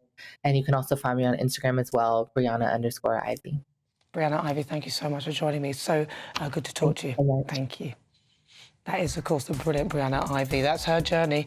That was Difficult Conversation. Stay tuned. It's just coming up to 25 after 5 o'clock. It's time for the Great British Debate this hour. I'm asking, out of Rishi's 5 pledges, which he made when he entered number 10, the most important one, which one is it to you?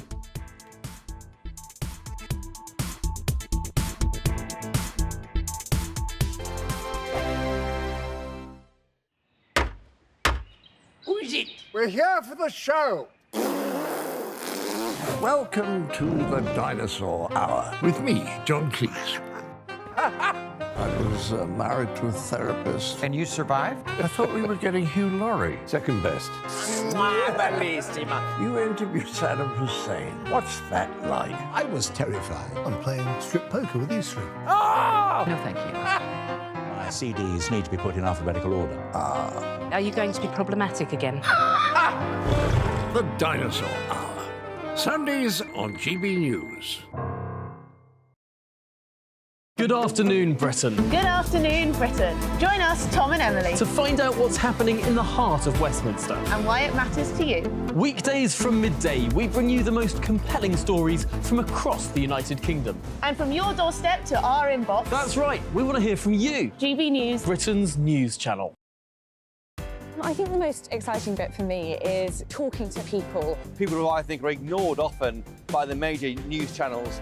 We're going to give news they want to hear. There's a voice there that needs to be heard. I think there's a chance here for a diversity of opinion to be expressed, which you don't find elsewhere. It's really exciting. We don't hold back. We're free to say how decisions that are taken here affects us all around the country. Only on GB News, the People's Channel, Britain's news channel. I'm Michelle Dewberry, and I'm not here to tell you what to think. I'd much rather hear what you have to say. So send in your opinions to gbviews@gbnews.com. Keep them clean, and you never know, I might read them out. With my panel here on Jubes & Co, we debate, we get stuck into the issues of the day on a show where all views are welcome, especially yours. GB News, the People's Channel, Britain's news channel. In the GB Newsroom, we bring you the news as it happens. With our team of dedicated journalists across the UK, we're ready to give you accurate reporting every day. When the news breaks, we'll be there with bulletins on GB News, the People's Channel, Britain's news channel.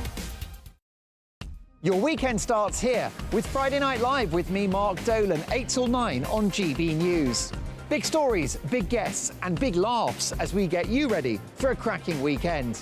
That's Friday Night Live with Mark Dolan. Fridays 8 till 9 on GB News. Bring your own drinks. The admission's free. GB News, unlike other broadcasters, isn't obsessed with the London-Westminster bubble. We think there's a nation beyond the M25, and that's why we talk about the issues that matter across the land. Join me on State of the Nation, 8 to 9 o'clock, Monday to Thursday, on GB News. Daisy's listening, and you should too. Tired of the usual focus-tested, pre-prepared Westminster runaround? Well, so am I. So you want higher taxes? Is your department to blame for this? Are you rethinking this policy? Every Sunday at 9:30, I'll be sitting down with those in power to get the truth about the issues affecting you. Let's be honest, we've known about the cost pressures of this project for years, not months. That's the Camilla Tominey Show, a politics show with personality. On GB News, the People's Channel, Britain's news channel.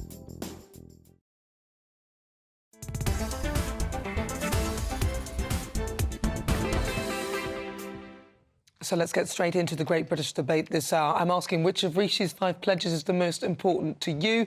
If you've forgotten, let me just give you a quick reminder. Firstly, halve inflation, which he's done, but it may have happened anyway. Secondly, grow the economy, reduce national debt, cut NHS waiting lists and stop the boats. So out of those, which one is the most important to you? Inflation was at 10.7.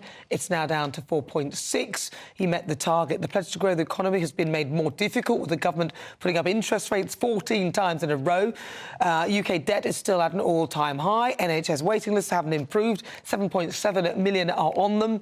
And, of course, what we all know about the small boats. So out of those, which one, the 4 remaining, are the most important to you? Well, joining me now to discuss, Communications Officer for the IEA, Reem Ibrahim, former Labour MP Stephen Pound, economist Justin Urquhart-Stewart and Anne Widdecombe. Justin Urquhart-Stewart, I'm going to start with you. Yep.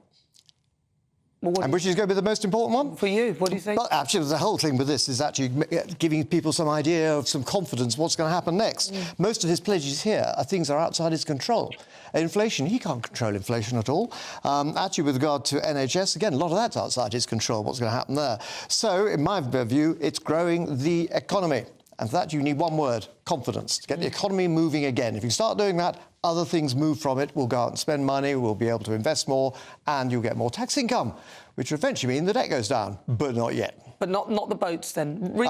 No. Reem Ibrahim. Yeah, I mean, I think that economic growth is absolutely the government's priority. It should be the government's priority. But unfortunately, the government haven't done much in order to actually achieve that goal. We've still, despite the very, very minuscule tax cuts that we saw at the last budget and the autumn statement, we're still entering some of the highest taxes that we've seen since the Second World War. Now, the tax burden is not just about how high the taxes are, but also how complex the taxes are.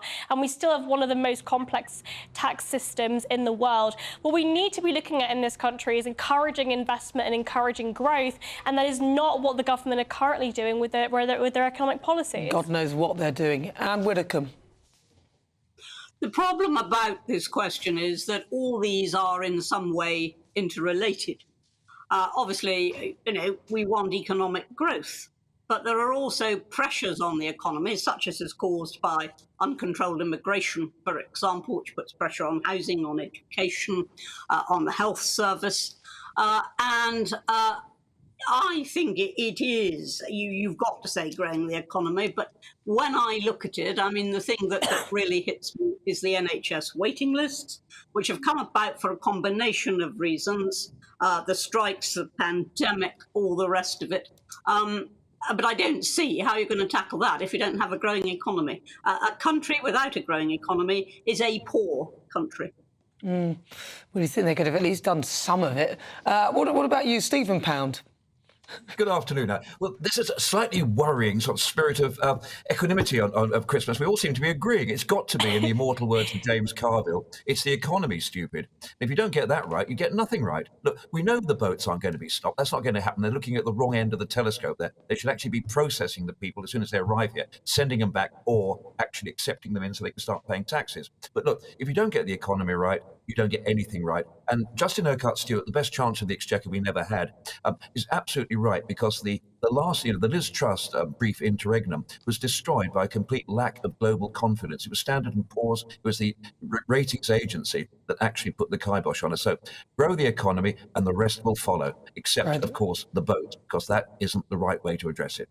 You don't think so? I think a lot of people may want the NHS waiting lists and the boats, actually. But it would be good to hear what people think. Justin Urquhart-Stewart, thank you very much. Anne Widdecombe, Stephen Pound and Reem Ibrahim, thank you so much for your thoughts. Well, so you're with me. I'm Nana Akua. This is GB News on TV, online and on digital radio. Coming up, we'll continue with the Great British Debate this hour. And I'm asking, which of Rishi's remaining pledges is the most important to you? Halving inflation, growing the economy, cutting NHS waiting lists, reducing national debt or stopping the small boats? You'll hear the thoughts of my panel, broadcaster and columnist Lizzie Cundy, also former Labour advisor Matthew Larser. But first, let's get your latest news headlines.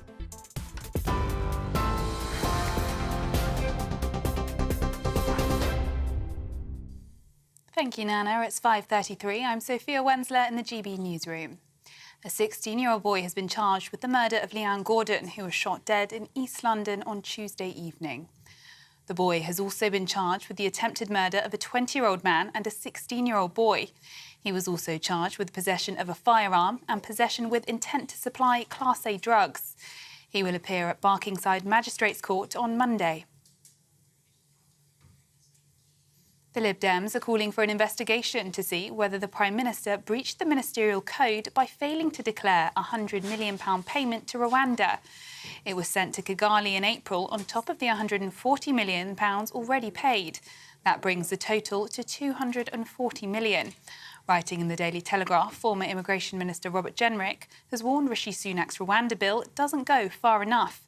The Times reports the Rwanda legislation has been given only a 50% at best chance of successfully getting flights off the ground next year.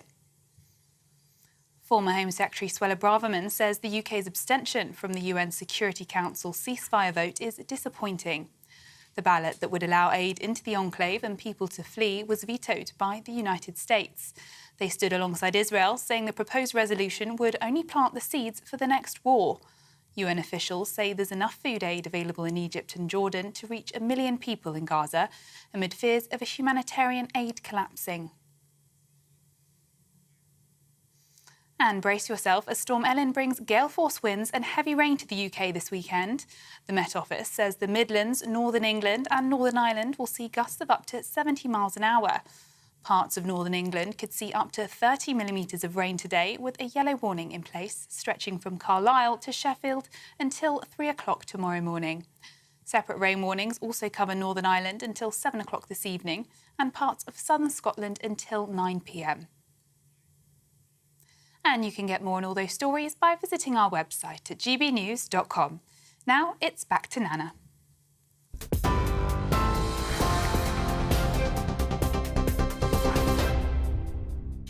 Thank you, Sophia. Coming up, as thousands gathered yesterday for the funeral of Shane McGowan, I'll be asking, is it time to ditch the notion of funerals? Plus, we continue with the Great British Debate this hour. I'm asking, which of Rishi Sunak's remaining pledges is the most important to you?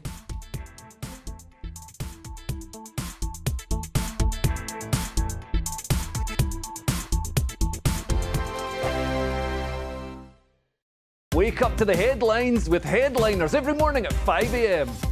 We treat you to the day's biggest stories before anyone else, 7 days a week. You can catch up on everything you need to know before you've even had your kippers. Headliners every morning at 5 a.m, only on GB News, the People's Channel, Britain's news channel. I'm Andrew Doyle. Join me at 7 o'clock every Sunday night for Free Speech Nation, the show where I tackle the week's biggest stories in politics and current affairs with the help of my 2 comedian panellists and a variety of special guests. Free Speech Nation, Sunday nights from 7 on GB News, the People's Channel, Britain's news channel. Big news, big debates, big opinion. Patrick Christie's Tonight is the week's biggest show. Every weekday, 9 to 11 p.m, we've got the inside track on the day's top stories. There'll be sharp takes you won't get anywhere else. We will set the news agenda, not just follow it, and I want to bring you along for the ride. Whatever it is, we'll have our finger on the pulse. It's news, but it's this close to entertainment. Patrick Christie's Tonight, 9 to 11 p.m, only on GB News, the People's Channel, Britain's news channel. Now then, Lee Anderson here. Join me on GB News on my show, The Real World, every Friday at 7 p.m. I'm not eating bloody cat. Are you Delicious. mental? Open your mouth. OK, here comes a train. Reminds me of the scene in Singing in the Rain. Adam, is that a good one? Whoa! Join me at 7 on GB News, Britain's news channel. What you get for breakfast is something that, if we do our jobs right, you will wake up to news that you didn't know the night before. It's a conversation. It's not just me and Eamon. We want to get to know you, and we want you to get to know us. From 6, it's Breakfast with Eamon and Isabel. Monday to Thursdays on GB News, Britain's news channel. There's only 3 people you can trust in life. Your doctor, your lawyer, and your nana. I'm not sure. So join me, Nana Akua, at 3 p.m. every Saturday and Sunday, where we discuss the biggest topics of the weekend. Be ready for battle. Could you be quiet? What is this? It's my new teeth. It's your new teeth. I don't bite. Well, not without a good reason. Always honest, always fun. Every weekend at 3 p.m. on GB News, the People's Channel, Britain's news channel. Every Sunday from 11, join Michael Portillo. There'll be topical discussion, looking at the week before and the week to come. So kick back and relax at 11 a.m. on Sundays on GB News with me, Michael Portillo. GB News, the People's Channel, Britain's news channel. I'm Michelle Dewberry, and I'm not here to tell you what to think. I'd much rather hear what you have to say. So send in your opinions to gbviews@gbnews.com. Keep them clean, and you never know, I might read them out. With my panel here on Jubes & Co, we debate, we get stuck into the issues of the day on a show where all views are welcome, especially yours. GB News, the People's Channel, Britain's news channel. Have a great Saturday night with me, Leo Curse, on the Saturday Night Showdown. It's a crazy world out there, so come and make fun of it with me, my panel of comedians, and a couple of people who actually know what they're talking about. This Saturday Night Showdown is your front row ticket to the clown show every Saturday, only on GB News, the People's Channel, Britain's news channel.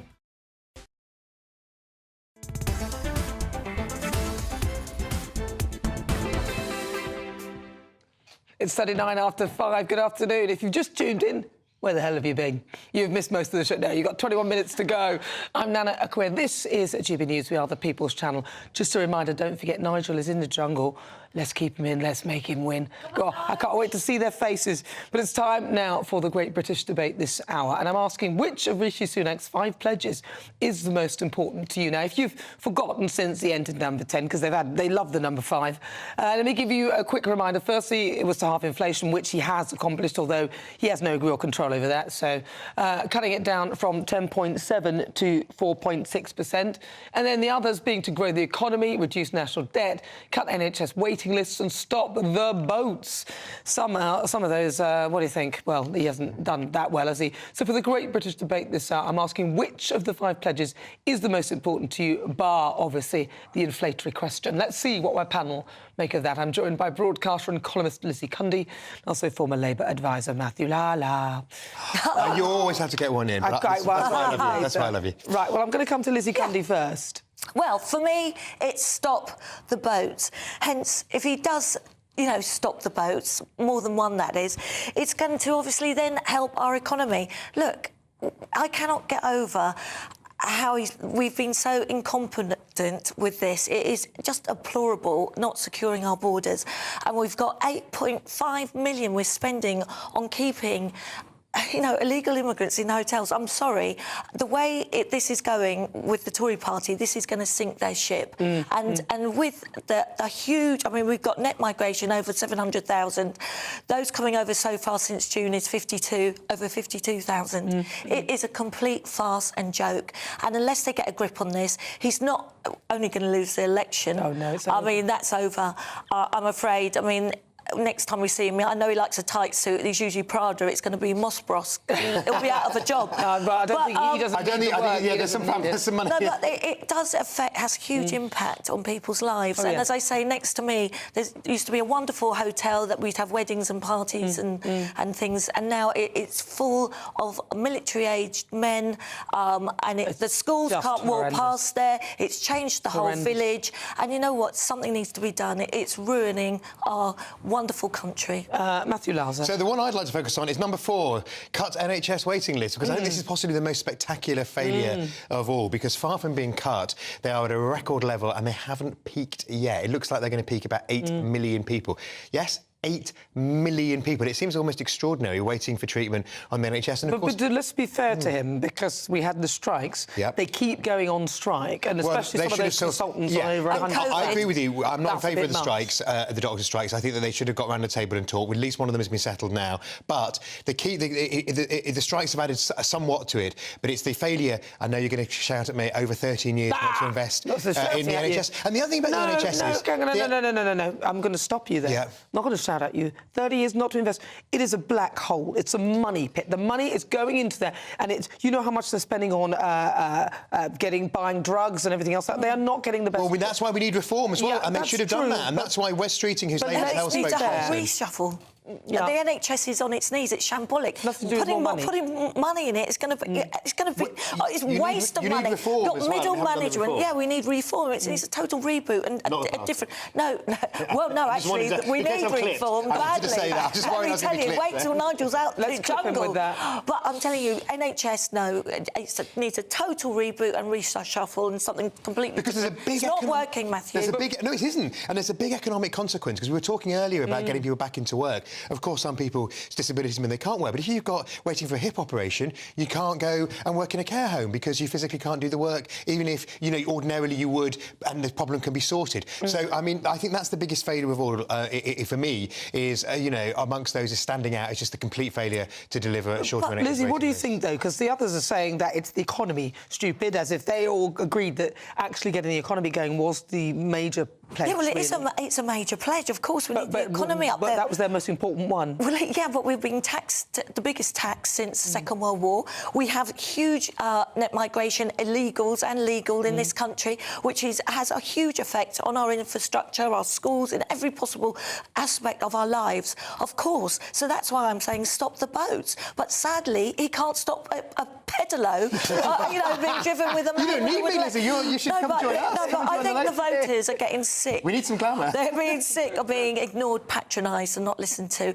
And Rishi reminds me of an old boyfriend that used to promise me stuff and never deliver. And you always remember. You're like, you promised me. And he's failed on every level. But he's he actually must have known that he couldn't stop the boats. Why would you say you're going to stop the boats when you know you literally have no control over stopping them? And literally, I mean, he's had Sir William Bradman, who left because he wouldn't go far enough with the reforms that were needed to stop the boats. Robert Jenrick has gone because even though he wasn't even one of the most who would have... He's not like the ERG group. No, absolutely. He's more central. Yeah. And he is annoyed and has said, look, we're going to fail if you don't do it. What is wrong with the man? It's a classic rod for your own back, isn't it? I mean, the reason he's did it is because he's got these Australian political strategists who sit in number 10. And in Australia, they said they were going to stop the boats, and they did, because they had a handy selection of islands just above Australia, and they could take people there and process them quickly themselves. They didn't have the complications. Whatever we think of Rwanda, it's more complicated because it's obviously further away. And I think because a lot of people are slightly racist as well and sort of think that Rwanda isn't a nice place. So, I mean, seriously, would have said that about the level of that. But also, Nana, the money. We have to look at the money spent on Rwanda. Now it's actually, is it 240 million? And pending another 50 on its way. And don't forget, we've still got the barges that are costing us 20k a week. The money, it's like he's writing blank cheques, willy-nilly. He has taken, honestly, the backbone out of politics.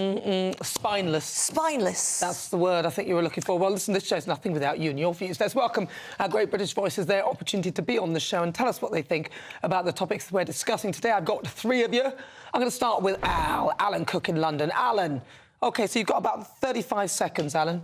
What do you make of this? What do you think? The most important pledge to you. Great show. Well, I'm happy that both of your panellists actually want reform to sort out the health service. Obviously, that's one of our pledges. We will do that. But with Rishi's pledges, I think he should pledge to stop creating and perpetuating these problems, because they've all been created or continued by the current administration. But the one I want to get sorted quickly more than any is the illegal immigration, because that has a massive impact on just about every public service. Everything where the public purse is being used is affected by that. Interesting. Thank you very much for that. Nicely done. Right, let's go to Brian Dugan. You yourself also have 35 seconds in Solihull. What do you think? Hi, Nana. How you doing? I'm good, thank you. If we were to prioritise the pledges, we all want investment into the economy. We all want economic growth. But I believe slashing NHS waiting lists would make the biggest difference, a real difference, genuine difference in people's lives. There's been an increase in the number of patients waiting more than 18 months for treatment. Morale is low among staff. Staff absences are high. And this, all round within the NHS, the downgrading of our NHS represents such a key failure. If the Prime Minister were to fulfil this pledge above the others, it would be a start, I think. Unfortunately, more people all over the country are having to carry on waiting as waiting lists climb ever higher. No, it's just terrible. You look rather dapper in there. Do you see what's going on with you? Looking really well. Is that you had something done with your hair? Right, let's go. You have? Yeah, no. Right, let's go to Jonathan Jones. He's there in Cornwall. All right. Is that your Cornish accent, Nana? No, this is our tea. A good cup of tea always tastes better in a Cornish accent. But anyway, the boat has to be stopped. That's number one. I was just talking to Mark at Southwest Woodworking, and there's no question. That's the most measurable, visible thing. And lives are being lost every day that those boats are not being stopped. So that has to be number one. And he set himself up for it. He's got to get creative now and find a way of actually delivering on that number one promise. He could try and stop that, but he's obviously decided that is not going to be his major thing, isn't he? Although he thinks it is, but he's not doing anything about it, Jonathan. And when's my reishi tea coming, by the way? I'm still waiting for you to bring me that mushroom tea. It's so good, Nana. I've got to see you about that. It's too good. All right, well, listen, Jonathan Jones. Cheers, everybody, with a cup of tea. Thank you very much to all of you, Jonathan Jones, also Doogie, and also Alan Cook. Lovely to talk to you both. Thank you. Lovely to talk to you. Right, here's a story that caught my eye. I wanted to talk to you about this one.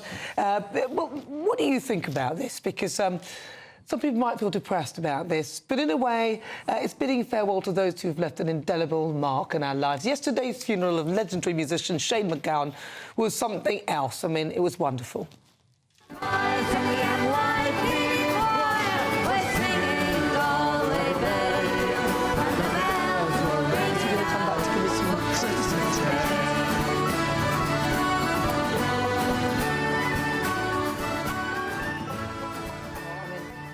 This has reignited the debate on whether it's time to transition from traditional sombre ceremonies to celebrations that reflect the vibrant lives led by the departed. So I'm asking, is it time to ditch the notion of funerals and treat them with more like a celebration? What do you think? You go first, Lana. Yeah, so I mean, just both my parents sadly no longer with us, and I had to organise both funerals, and I think yes. So from my mum, who died in 2019, I organised a humanist ceremony, which is brilliant because you work with the person who's celebrating it, and you can write the script basically, so you can just bring in all the things to celebrate their lives. So I think we shouldn't shy away from the fact that, it's going to come to all of us, and we should use them as a celebration to reflect the personality of the person you're remembering. Lizzie Cundy. Totally, I agree. Look, I sadly have lost many close friends that are very dear to me.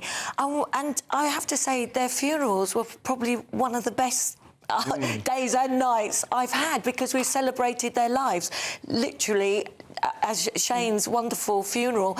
And I love it. It's celebrating their life, of course you shed a tear, but you're telling funny stories of their life and experiences, and that's how it should be. I mean, I'm Catholic, and we like a good old Nisa. You do have a good... All right, stop talking. Sorry. For goodness sake, I'm doing the eyes and everything. I'm bawling you all, and you've carried on gassing. Sorry. I'll tell you about my funeral. Mine will be... it'll be like the kids from Fame. Everyone will have a routine. I want people to cry because I'm not there. I'm going to wear my leg warmers if it's going to be I'll be very sad. Yeah, but you want them to be happy to fun times. No, it's supposed to be terrible that I'm not there anymore.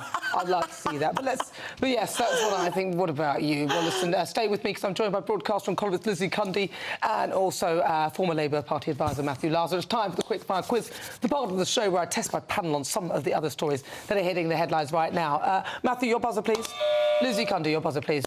Right, OK. Question 1, please play along at home. What reason did BBC presenter Marion Moshi give for flicking the bird? Here it comes.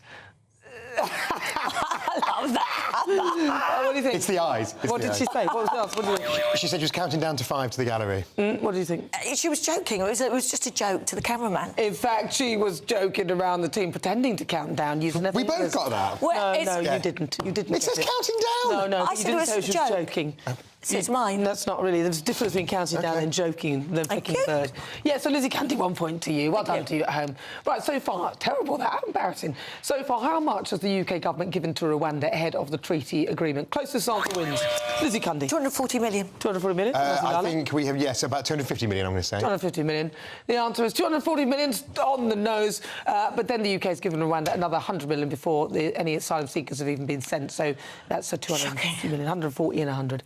Right, what is the name of the developers of Grand Theft Auto franchise after the trailer for the latest game came out this week in Rugby Games? Is it true or false? Lizzie Cundy. True. I don't know what I said there. False. Go on. Hold on, you saw it. No, I didn't. Because they don't know how to do it on this. I'm going to have to teach them. Right, but it's false. You're absolutely right. Yes, all right. Open question. Boris Johnson gave evidence of the COVID inquiry, but what football team was displayed on his woolly hat? It was me. Grimsby. Yeah. Grimsby. I got that. I'm giving up. I don't know who wins, but listen, that's it. That's what I've got time for on that one. But on today's show, I've been asking, is Robert Jenrick right? Are there too many migrants to integrate?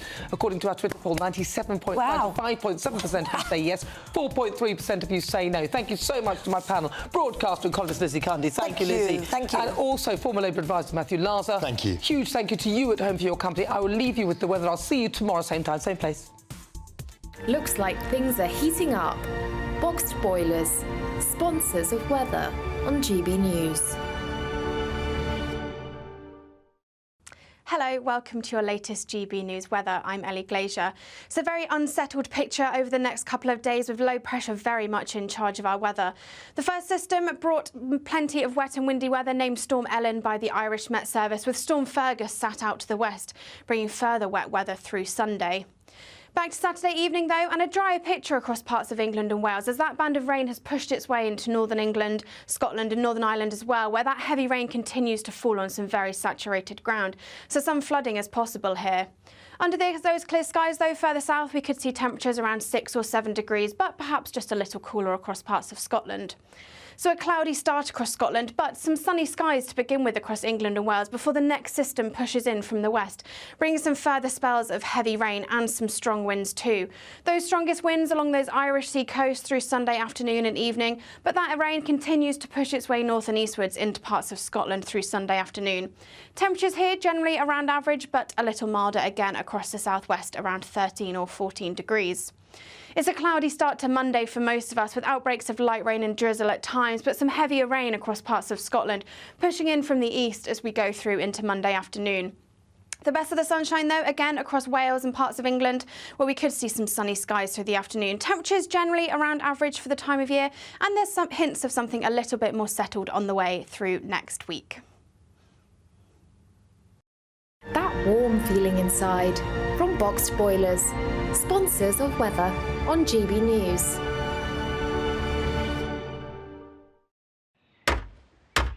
Who is it? We're here for the show. Welcome to the Dinosaur Hour with me, John Cleese. I was married to a therapist. And you survived? I thought we were getting Hugh Laurie. Second best. You interviewed Saddam Hussein. What's that like? I was terrified. I'm playing strip poker with you three. Oh! No, thank you. My CDs need to be put in alphabetical order. Are you going to be problematic again? The Dinosaur Hour. Sundays on GB News. Who is it? We're here for the show.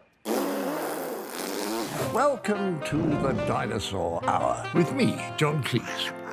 I was married to a therapist. And you survived? I thought we were getting Hugh Laurie. Second best. You interviewed Saddam Hussein. What's that like?